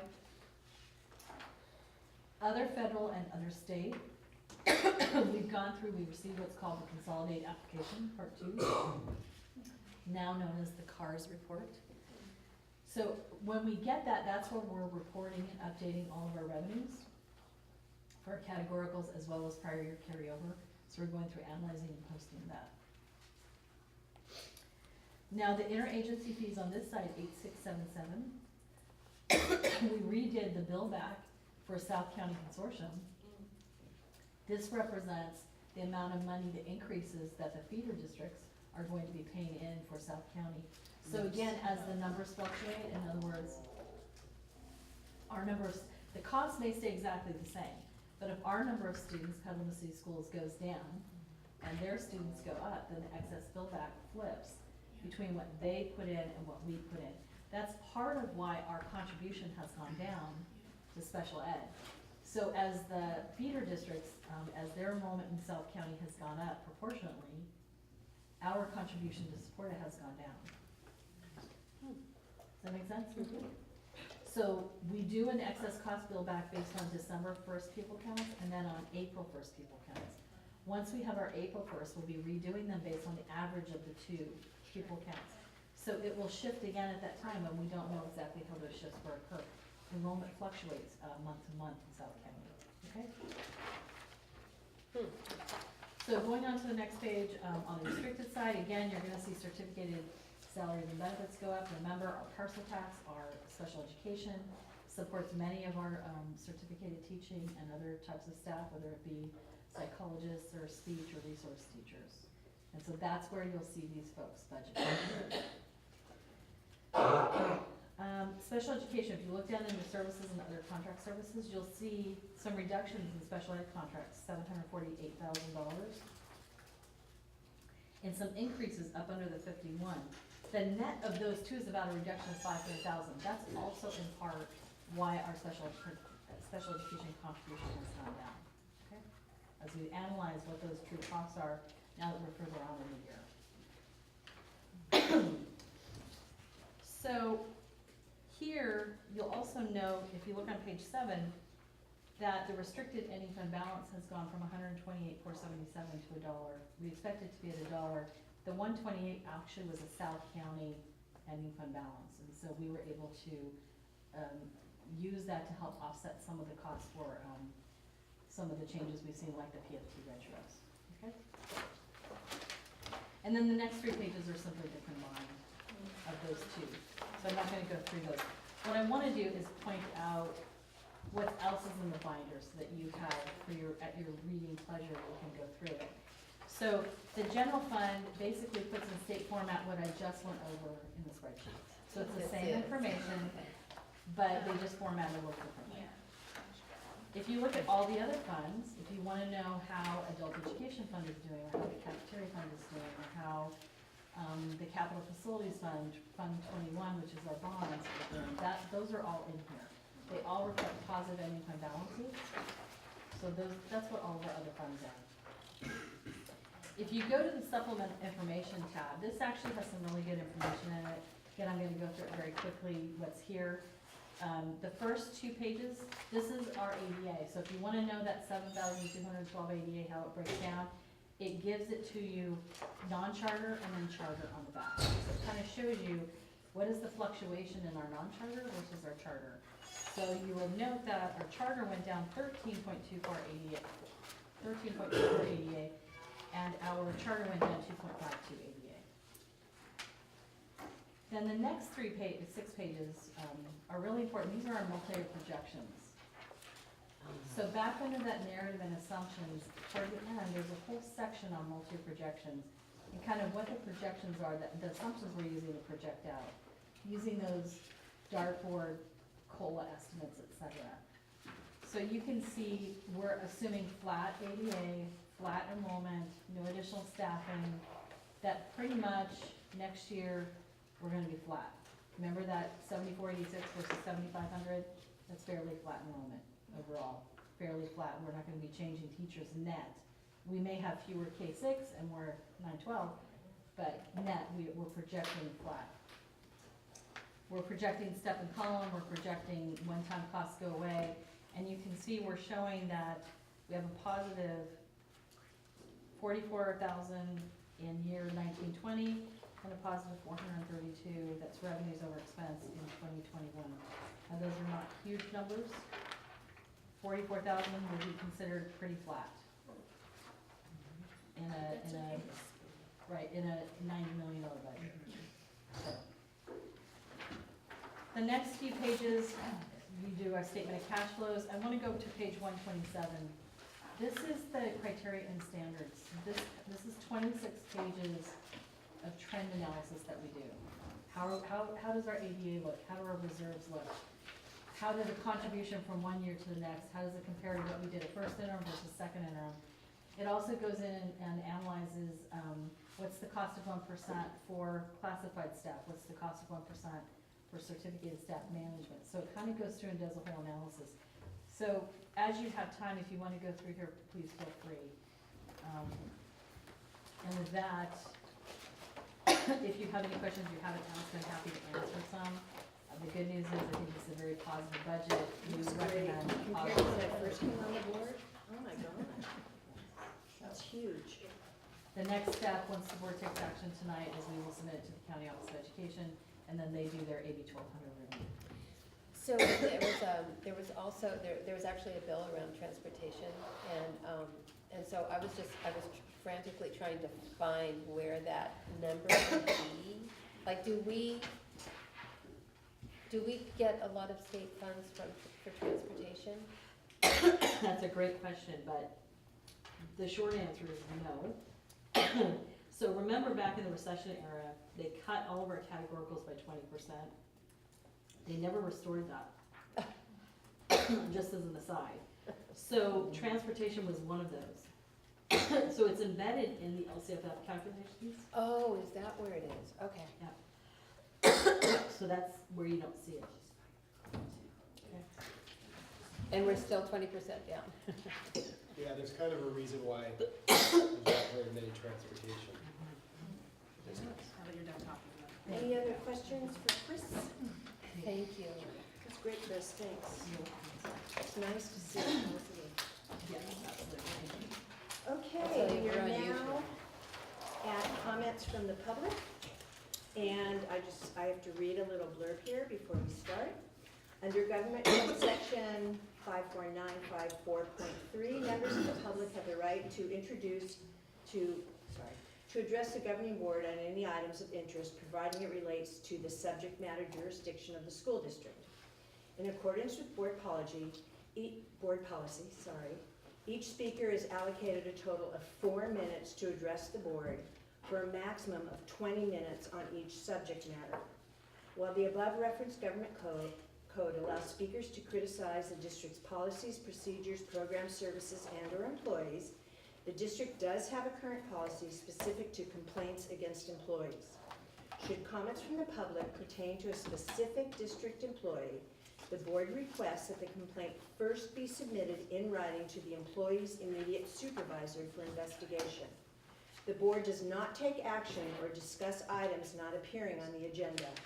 The board values public comments and wishes to convey that although board members cannot discuss items that are not on the agenda, they listen carefully and appreciate and value input from the public, and most of us take notes. Okay.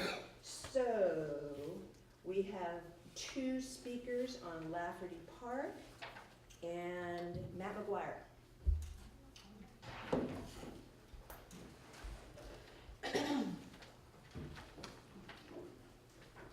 Thought I was done with budgets when I left the city council. No. Well done.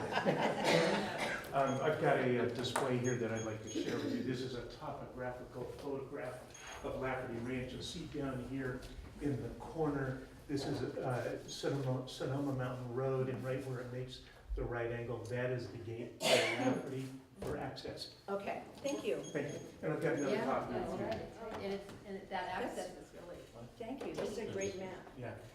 My name's Matt McGuire. I'm on the steering committee of Friends for Lafferty Park, an issue that we've been trying to address for several decades now.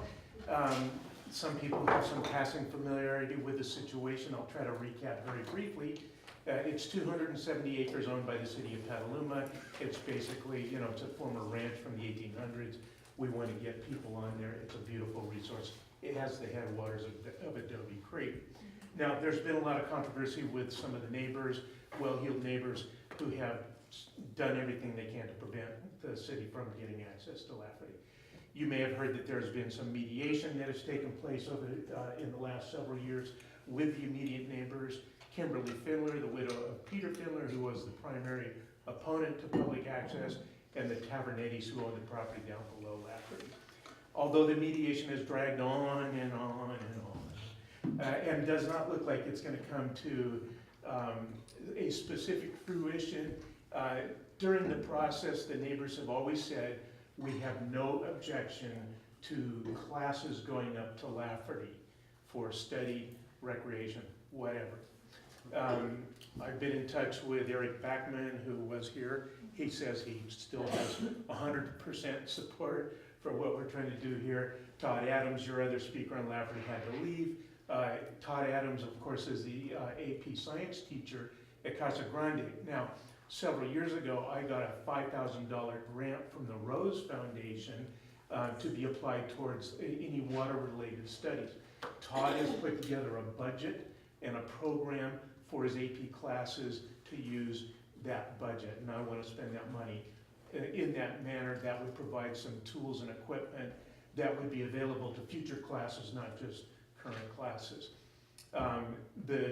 Todd, I'm sorry he had to leave, he would tell you a little bit about his program, part of which would be studies that could actually be potentially incorporated into an environmental impact report as part of the process of the city pursuing a park project on Lafferty, which, given the way the mediation is going, is a possible direction the events may take. We've hit a bureaucratic roadblock. Thanks to Gary. Gary's tried to help. The language for the liability waivers for kids' parents to sign is hung up in bureaucracy land. And last summer, Gary and Chris and Councilman Mike Healy, myself, Eric met together. Apparently, the city attorney's office had worked with the district's council to come up with language that was satisfactory to everybody. At that point, the district's council retired, I believe, right? And then there was some question as to whether staff was comfortable with the language on that particular waiver, you know, and there wasn't a champion there to push it forward, I think. I know the city attorney was maybe a little bit more explicit in this waiver language than on a standard field trip waiver, just because there has been some controversy and hostility towards public access on Lafferty. I know Gary's tried to get council to address this. I'm here to ask you folks tonight to raise the priority on this issue for the district's council. Ask them to please meet with the city attorney's office and get this hammered out, because we've got a beautiful resource there, and I've got money, and I know the kids are gonna love it. Everybody that goes up there loves it. It's just a really unique piece of property, and we're just missing out on a great opportunity to get kids with their fingers in the dirt and a chance to not only learn and apply this, you know, these funds towards water studies, but also to further their education. Any questions I can answer? I have one quick question. Yes. Just a clarifying question. You said that, what was the date where it was, how long ago was those original waivers before the council? Well, we had a meeting, was it in June? I think it was, yeah. June or July, was it June? Thanks, Chris. Yeah, it was, and that was when we brought the city and the district together to try to get over this bureaucratic hurdle, and we just haven't gotten over it, so it's been, what, 8 or 9 months? Oh, okay. I was thinking. So once again, for clarification, so you're rewriting the liability waivers from the district or from the city? You know, I've not actually seen any of the language on the drafts or even the district standard waivers. Is it specific to this? Well, That's the we problem. probably shouldn't discuss it. Oh, sorry, But I will tell thought it you was that, clarification, but. that we're working on it, and it's, because it's, yeah.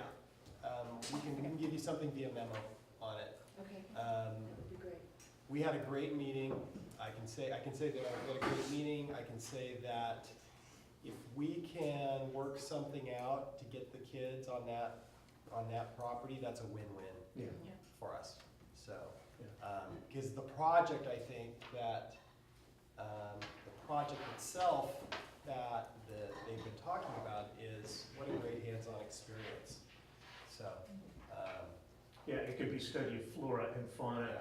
You know, there's erosion, there's, you know, siltation, there's all kinds of issues up there that kids could be really digging their teeth into. And, you know, I'm not privy to the discussions of, you know, the district's council or what the concerns are regarding the language, but basically, I think we need a standard waiver that a parent can read and go, okay, yeah, there may be rattlesnakes up there, there are steep slopes, you know, places where somebody could stumble and fall.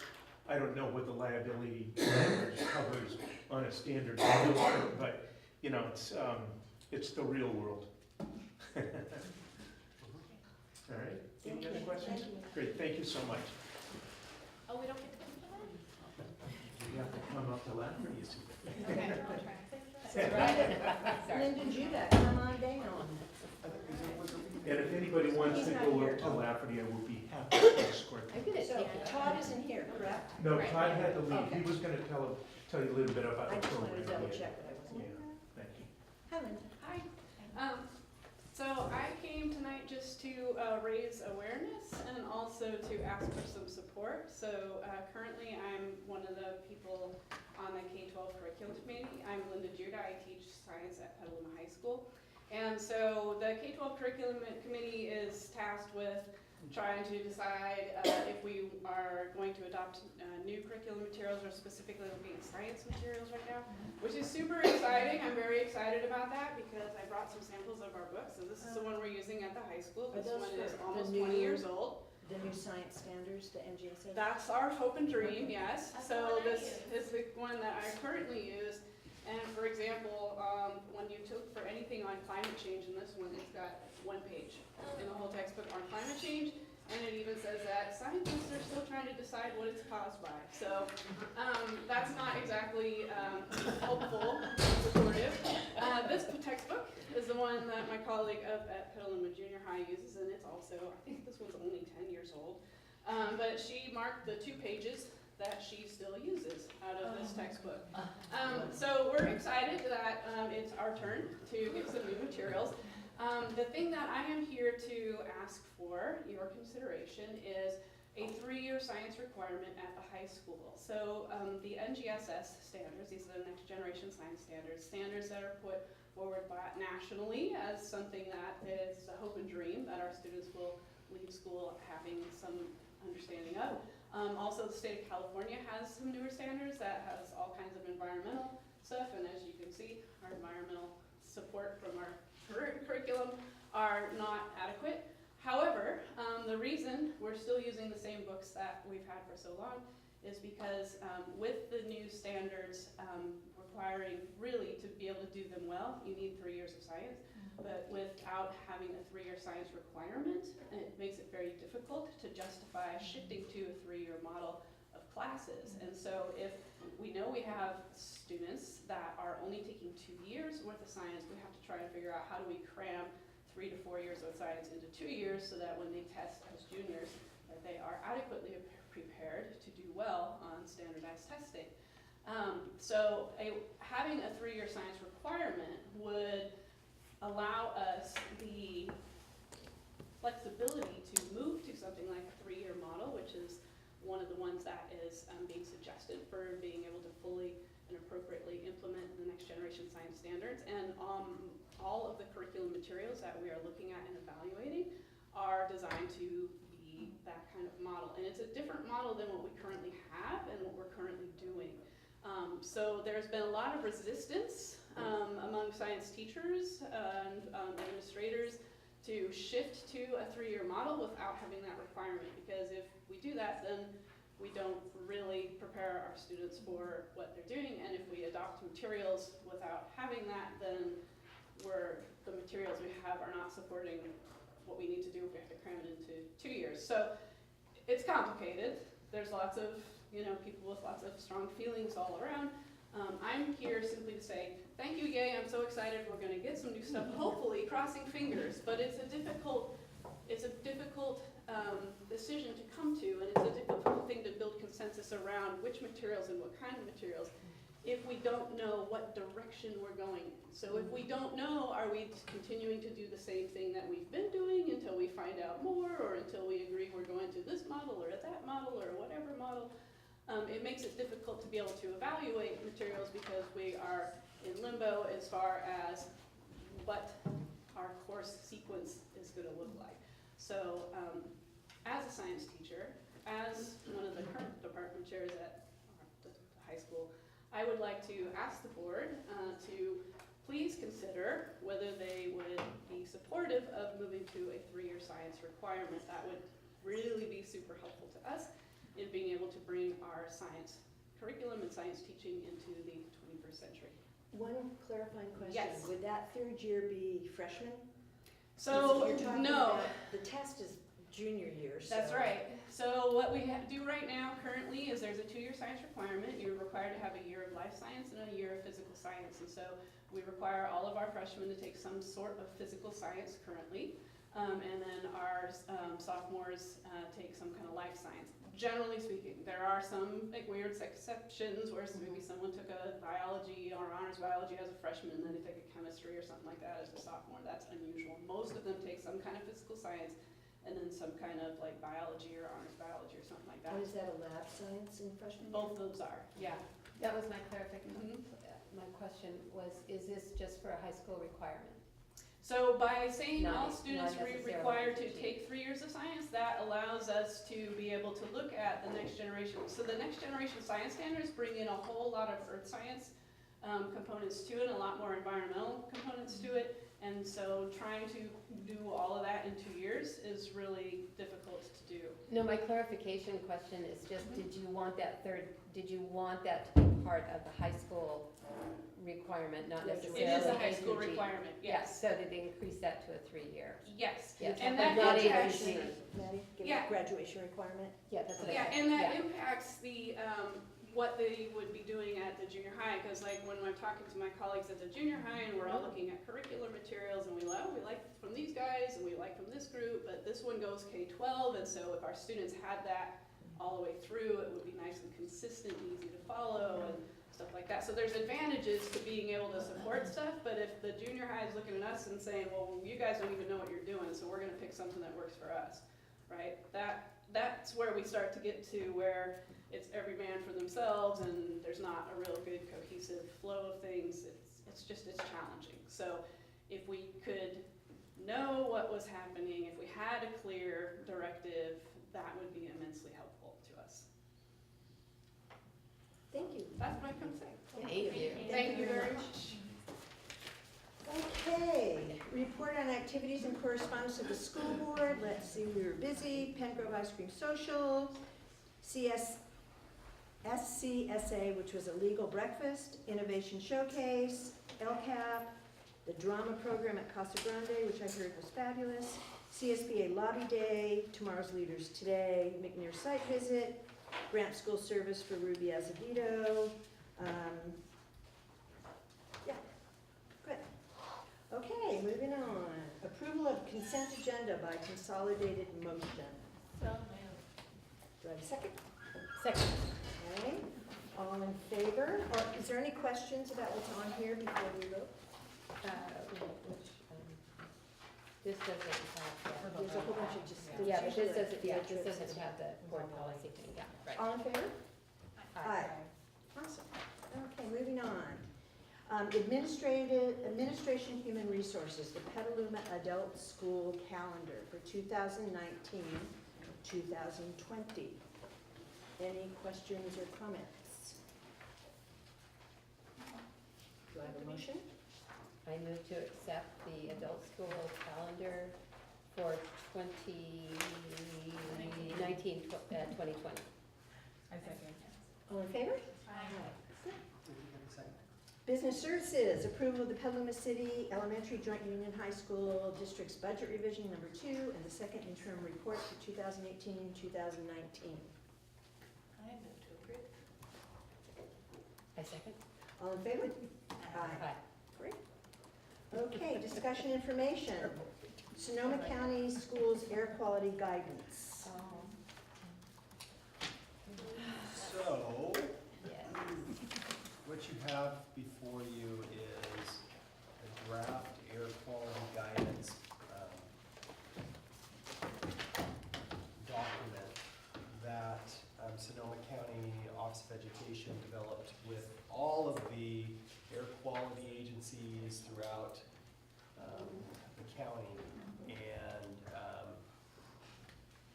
it's what it is. It's a guidance. It's ultimately, it's at the discretion of each school district to determine when they close school, when they stay open, if they're limiting student access to outside during the snow days. The one piece in it that I think is significant, especially in the social media age, is they're basing all of their guidance numbers off of the metric of the air.gov and not Purple Air. Which is Purple Air is not a regulated, it's a out-of-the-box home system. They're looking at a very expensive, very, the devices that they're using to measure air quality are in the neighborhood of $50,000 to $100,000 to do that, and they get very specific. And so their recommendations are, once these are approved finally from final draft, is we would distribute this to our parents as well and give them a little bit of guidance about the document itself and how we will strive to implement it as best we can. It's tricky because it's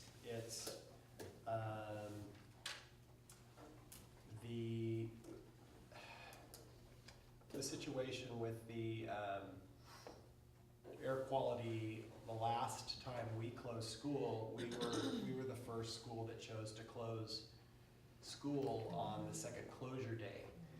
And all of the metrics that were out there were all over the map across Sonoma County. Petaluma happens to be a little bit into a bubble, into a valley. And so our situation was much more severe than others. And so it might look okay in northern Santa Rosa and might be horrendous here in Petaluma. And so it's hard when you put things out like this because people want a definitive answer about whether you're going to open a school or close a school. But it just doesn't work that way. Sometimes you have to actually go outside and look and read. And the other thing is that it's easy to say, well, just keep the kids inside. Well, even if you're keeping the kids inside, that door is getting opened and closed all the time. And the way that our air filtration and our air conditioning systems are set up in California, we bring in air from where? The outside. So there's just, we've upped our filtration system. We probably have one of we took it to. So we're at a MERV 13, which is much higher for our air filters. So that's the level that they actually recommend. That's what we have upgraded to, and we're gonna keep it that regardless. So that's at every single campus? Mhm. That was an expensive upgrade. I mean, cause they're like more than double the cost of Right. regular air filters. I will also tell you, the challenge with this is the air quality will fluctuate throughout the day. So Right. one of the things we experienced is in the morning, like in the morning it started out really bad, and then by late morning, oh, it looks like it's clearing up. Yeah. But then by the afternoon, I know my husband was in the hospital at the time, I'd come down the hill and it was like, whoa, Petaluma was just like, it looked worse than LA looks, Yeah. on a bad day. So it fluctuates, so you have to kind of make a judgment call, what's the overall, Right. but moment by moment it can change. What Yeah, about waivers? So if we call school, Well, because so that's another issue. So down the road, the state's starting to push back on the school decided to close. Currently, the way that it operates, we make the call to close, and then we file a J13 waiver. J13 request. waiver, and we can get reimbursed for those days. The state's pushing back on that. And the pushback is, if this is gonna be our new norm, then much like that you would do in Lake Tahoe, you would build in closure days Snow days. into your school calendar. Shoreline had to do that for flooding. And so we're pushing back a little bit on that because we've developed out a 2-year calendar. And we'd like to keep our 2-year calendar the way it is. And so we've asked for more clarification from the agencies to be as to whether that was a suggestion for next year or a mandate. But it looks like come 2020, 2021, we're gonna have to include in days that will go away if we don't use them. But if they'll be there if we have closures, which means they're gonna have to be at the end of the school year, after spring break. They'll have to be towards the very end rather than at the front. Because obviously, if we're gonna have an issue, it's gonna be smoke or flood. So we know that it can't be before April. So as of now, we're okay. But what happened, so that you know, is those school districts that had built in Sonoma County emergency days, when they filed their J13 this year, they denied it. Because they said, you have emergency days built into your calendar, you need to use that day first before you submit. So, but we didn't have any on our calendar So ours will be approved. Well, and I would also just add that the law hasn't changed. The law around emergency waiver requests and so on, so nothing has changed in the law. The issue is that the state is telling county offices that they're concerned, they have a heightened level of concern about the number of emergency closure days that are being requested. And that, they may take a different, they may draw a different interpretation of when they're gonna approve them. And the challenge for us becomes, we don't know when that might happen. So if there was an emergency closure day for next year, although we believe that they will approve it, if they didn't, we also believe we would fight it, i.e. appeal it or do whatever. But we won't know necessarily until they come down and say yes or no, they're gonna approve something or not. That's the challenge. So nothing in the law has changed to give us guidance to say, oh, we can close for this reason or that reason. So I think it's just, it's an overarching concern the state has that, is this the new norm? You know, because there was, especially in Northern California, these 2 massive fires 2 years in a row. And then this huge flood that we just had.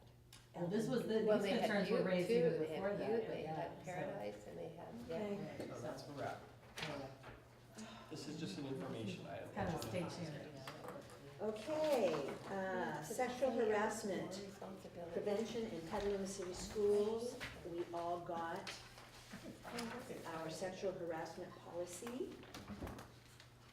Shouldn't say sexual harassment. So I think one of the trustees just wanted to have a general discussion about it. I wanted to learn more about what we're actually doing about prevention. Like the kids aren't reading policies. So when this came up in cabinet last week, I created a Google document Yes. and asked all of our school sites to input what they're doing. Yeah. So there are 6 phases of the policy that we're being asked to do. So one of those, there's a column for each of those 6 activities, and then a column for other. And so I've shared that with all of you, so that you can see that. So almost every school site responded, and then there's a variety of different things, Nightmare on Puberty Street, guest speakers, assemblies, additional classroom presentations. It's in the student planner. There are a variety of different things that each site does that is unique to their site, their clientele, the activities that take place on their site, and their staff. Are we still gathering that information from them? They have the active Google Doc right now, and I think I'm missing maybe 3 sites in Yeah. South County. I think I need McKinley. McKinley. And Gateway there's, and another. yeah, and then there's one other I site. was very heartened when the resource officer talked about that young woman who went and talked to him, and he was able to connect her. That made me, Absolutely. I was very glad to hear that. I can see that too. Yeah. So, yeah, We're not sure what, that's of course not gonna give us information about what's taking place at our feeders. Right, but Yeah, the other 7 districts. you mean the sexual harassment? Yeah, the Liberty, Waugh, Cinnabar, Old Adobe. I mean, I don't think having it be a part of a pamphlet is enough, and then talking to students at Petaluma High, it sounded like the pamphlet was passed out in December 2018, not in the beginning of the year. So I think it needs to be more than a pamphlet, and I think we really need to be looking at making it more of a district-wide thing. I mean, we've seen what sexual harassment and sexual assault have been happening in Petaluma, and how that's looking to Petaluma City Schools. So from a PR and communications perspective alone, like, we need to do something.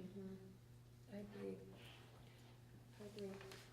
Yeah, I mean, even Officer Miller mentioned it today, Yeah. and, I guess I would just wanna know, like, how did that student know, like, to report it to him? Like, did she think he was the only, I mean, I'm glad she reported it to anyone, but. Well, she went to her teacher and asked Mhm. if the teacher could facilitate that, because that's the only person she wanted to talk to. And the teacher told her to go to Dan? Well, the teacher facilitated them Because she because wanted the to talk student to the police requested it. officer. Yeah, So, instead of like a counselor or another Title IX officer. right, that's just who she chose to confide Officer in. Miller had presented in her class, Oh, okay. so that was the Okay. connection. What is the requirement now also by we have a new a sexual harassment training that we have to do every year? Who's that? every other year for staff, for non-supervisorial staff. Every year for. Yeah, we all have to do it. We all did it. Okay. Yeah. Was, Yeah, no, we've always had to do sexual You harassment. failed? Every 2 years, it used to be Every 2 years. Yeah, they've changed it a little bit, they've added. There are always new laws and things happening now. It includes a lot more transgender protections. yeah, it was a lot. When Frank and I started, we had to go to an actual class, Right. and now it's Oh, online. really? Yeah. I do go to class. Yeah, it's much, it has to be much more interactive now. Yeah. And that was before, Yeah, it makes you click and answer questions and you can't get them wrong, there were, which is not bad either. going to a different vendor. Okay, so, So I have a question about, with the policies then, is there conversation with the sites and with the district and with teachers about incorporating it more substantially into our human interaction curriculum? You know, the revision of the human interaction curriculum that I thought we were doing, or we're looking at, doing? Not you? So the state updated the framework a few years back, and then we updated our district framework 4 years ago. That's the most recent update to that framework. So the human interaction curriculum is a state framework? There are requirements, it doesn't have to be a class, but there are certain requirements that Ed Code mandates that we teach. Right. And so At each grade level? We do it in human interaction, yeah. at Oh, no, different grade this levels. is like our human interaction, the health curriculum that we used to have from kindergarten through 12th grade, So- not just HI. So that's our framework. So it's just a document of guidance on what legal mandates exist at different grades, and then what are the district Okay. mandates at different levels. But the issue with that, as far as human interaction, the course goes, is because students can opt out. Right. that was gonna be my question. Yeah, I That think it lessens the Yeah. makes more audience. sense as like Yeah. something that happens at once in your first period. Well, that's the thing, I was thinking that if it was more incorporated into the human interaction curriculum that's throughout, and I don't know whether it even, maybe it doesn't exist No. anymore, I don't know. I mean, I didn't get any human interaction, because I got. well, I guess, so would it have been part of health? Yes. Not here. I know, I opted my kid out of It just HI, doesn't- so she could take a Because, different you know, I mean, I'm old and Well, it so- used to be that we worked on this thing for So any years, yeah.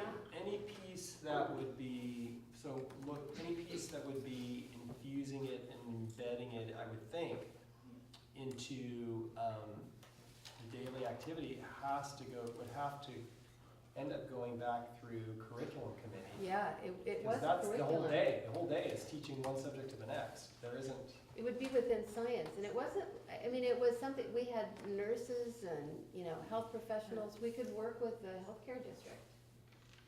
I'm sure. Oh, I think I am in. But it I'm sorry, I just didn't realize, because I knew that it was here for a long time, and I guess it just dissipated away. But it seems like the perfect place to just kind of begin talking, along with what we were talking about with, self-regulating behaviors and, teaching kids from the time that they're little and incorporating that into that system or that My curriculum. understanding of California law for education around sex that kids are supposed to receive, it includes consent and healthy relationships. It also includes education about AIDS and HIV. And then there's like 1/4 prong, but there are 4 prongs, and every school and every school district have a different way that they can tackle it. And I think that the district should have one way that we tackle it, instead of piecemealing it together by how whatever teacher happens to. Yeah, and the prioritize HI even at 9th grade is different at different Yeah, no, sites. 9th graders need to. Sure. When you updated it 4 years ago, where does it live now? Where is that document? It's a shared Google Doc. So it's shared with administrators. We share it with each employee when they get hired. So I shared it with Holly. Holly shares with all the employees. Forever? Just saying. So it's, so probably what you're talking about is this, so it was a human interaction framework. So it wasn't specific curriculum, it was the legal mandates and then the district priorities for each grade level. But you layer that on top of the curriculum that teachers already are supposed to teach, especially elementary. This becomes one of those things, these things should be included at some point, but without specific curriculum or Oh, guidance. no, it needs to have, Right. oh, no, So absolutely. we have something similar, we have an environmental literacy framework, same type thing, it's just an extra thing on top of. So does it get implemented with fidelity? Yeah, the thing is that if you're talking about sexual harassment and the problem that exists in our culture, and, you know, the sexual assault, and, I mean, it's something that we can't just have one class where it's addressed, you know, it needs to be, you know, No, I it mean, sounds- and I don't know how to do it. I No, mean, it sounds like what has taken place, because I'm looking at the Google Doc, has been that each site has done it differently on how they've gone about that. Now, if we change course, we can do that and say a consistent, this is the way it would be, this is what that, you know, at this grade levels, we would hit these particular items. We do have a shared decision-making model, so that would need to go back to that committee to figure that out. You know, looking at the mandate and looking at what needs to be covered and looking at the developmental realities of where our students are and when it would be most appropriate to hit those certain markers. That would have to be embedded into the course of study. Yeah. It might also be one of those long-term topics we talked about, hashtag development. That we talk about that in those training days. I mean, I just think we really need to prioritize this to honestly defend ourselves against Title IX lawsuits. Like, they're ugly. I've been the complainant in them before. And like, I don't wanna see PCS get sued for not complying with federal law. Okay. Any other comments, suggestions, ideas, questions? Okay, moving on to tobacco administration regulation revisions. That happens fast. And this is basically CSBA changes, yes? Yeah, it's just the AR reflects CSBA language. I have a request. That we add, I mean, it still is tobacco, and that's still, it just is like, it bothers me, so maybe we could put tobacco/nicotine. Have something in there that distinguishes it as nicotine, tobacco, and then there's nothing about vaping. It's just still just tobacco. And so I don't know whether that's intended, and then we're gonna have something else about vaping, a Yeah. separate board policy on vaping? Yeah, vaping's gonna go under the Okay, discipline is that, piece, okay, so, so it's no longer gonna be considered Yeah. under, because it is nicotine. you know, when you look at the AR for tobacco, what's it, 5131, Yeah, we just tried to follow what the CSBA policy was as it relates to that. The vaping issue is, and where it becomes a hot button, is really around the disciplinary portion of it. The intent really of this language is not, okay, how are you gonna discipline them? It's written more in compliance with just the policy. So we'll come back to, we have discipline that we need to bring forward sometime in the future. It's a massive AR. no, It's I 20 understand that, yeah, I was just wondering if you could just, that tobacco just doesn't seem to be relevant anymore. Right, like it's just But something maybe that- We can add the nicotine. Just Yeah. add nicotine Yeah. to it, I I think think that that would would be helpful. suggest, I mean, whether it has vaping or not, but just slash nicotine. The area that we might need to make sure that we're careful about is the ed code that this references to is specific to tobacco. So it's really at the state level And that it's so existing. we would need to do that in Yes. terms of making sure that we're looking at the appropriate ed code to match that. Right, And we And don't The want, appropriate language. Right. and we don't want it to, kids to get in trouble for using the patch if they are doing cessation. And so the idea behind the 5144.1, which is that massive discipline policy, we'll never be able to write everything that's a catch-all for everything.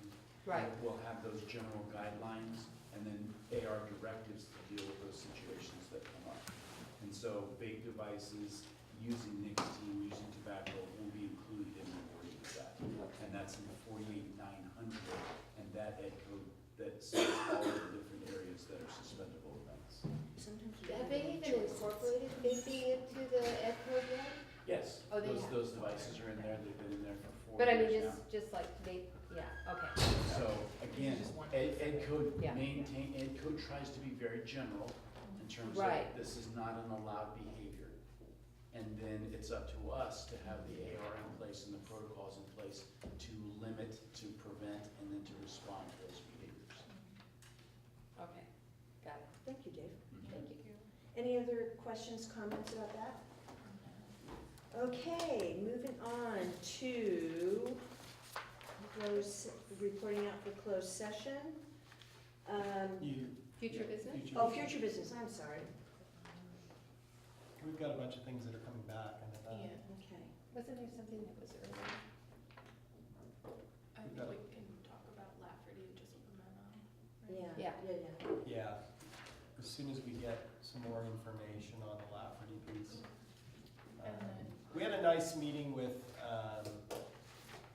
the city manager today, and if we all agreed, it was just a meet and greet, but that probably will come up again. We had some other things we wanted to chat with her about first, so, but Chris has reached out to our council on that. and then we have the Fair Act on one of the April ones, right? Yeah, second meeting in April. Just making sure. Yep. And that kind of ties also, the Fair Act piece also Yeah. ties in with the work in the curriculum. Yeah. Yeah, that's what I was thinking. It's all kind of, yeah, it could be incorporated in there pretty. It just, We good? creates me. Okay, so in closed session, we reviewed 3.3, and there's no reportable action. And student discipline. Case number 28, a case has been presented to, Go ahead. are we okay? Yeah, we're good. Okay. A case has been presented to the board that the student did commit an expellable act as defined by the California Ed Code. Prior disciplinary actions have been attempted and were not successful, and are due to the nature of the act, the presence of the pupil causes a continuing danger to the physical safety of the pupil and others. The recommended motion is for the board to support the site disciplines team recommendation for expulsion in accordance to board policy, and to facilitate enrollment in a county-operated court and community school. The student's expulsion status will be in effect for the spring semester of 2018-2019 school year and the fall semester of the 2019-2020 school year. Conditions above subject to review with evidence of positive attendance, satisfactory behavior, counseling program, community service, and appropriate academic performance. Oh, do we, oh, okay. I move to, I second. All in favor? Aye. A case has been presented to the board that the student did commit an expellable act as defined by the California Ed Code. The recommended motion is for the board to expel and to suspend the site discipline team's recommendation for expulsion in accordance to board policy, and to allow continued enrollment in a district-operated school under mandated conditions. The student's suspended expulsion status will be in effect for the spring semester of the 2018-2019 school year and the fall semester of the 2019-2020 school year. Conditions above subject to review with evidence of positive attendance, satisfactory behavior, substance abuse counseling program, and screenings, community service, and appropriate academic performance. Move to accept. All in favor? Need a second. and second. Okay, all in favor? Aye. Aye. And then finally, case number 30, a case has been presented to the board that the student did commit an expellable act as defined by the California Education Code. The recommended motion is for the board to expel and to suspend the site discipline team's recommendation for expulsion in accordance to board policy and to allow continued enrollment in a district-operated school under mandated conditions. The student's suspended expulsion status will be in effect for the spring semester of the 2018-2019 school year and the fall semester of the 2019-2020 school year. Conditions above subject to review with evidence of positive attendance, satisfactory behavior, counseling program, community service, and appropriate academic. Move to accept. Second. Favor? Aye. And we are adjourned. No, we're not. Erase. That the board had an opportunity to review 3.3 public employee release. I said that. We did? I It was on you wandered away. wandered away. Okay, So, thank you. thank you.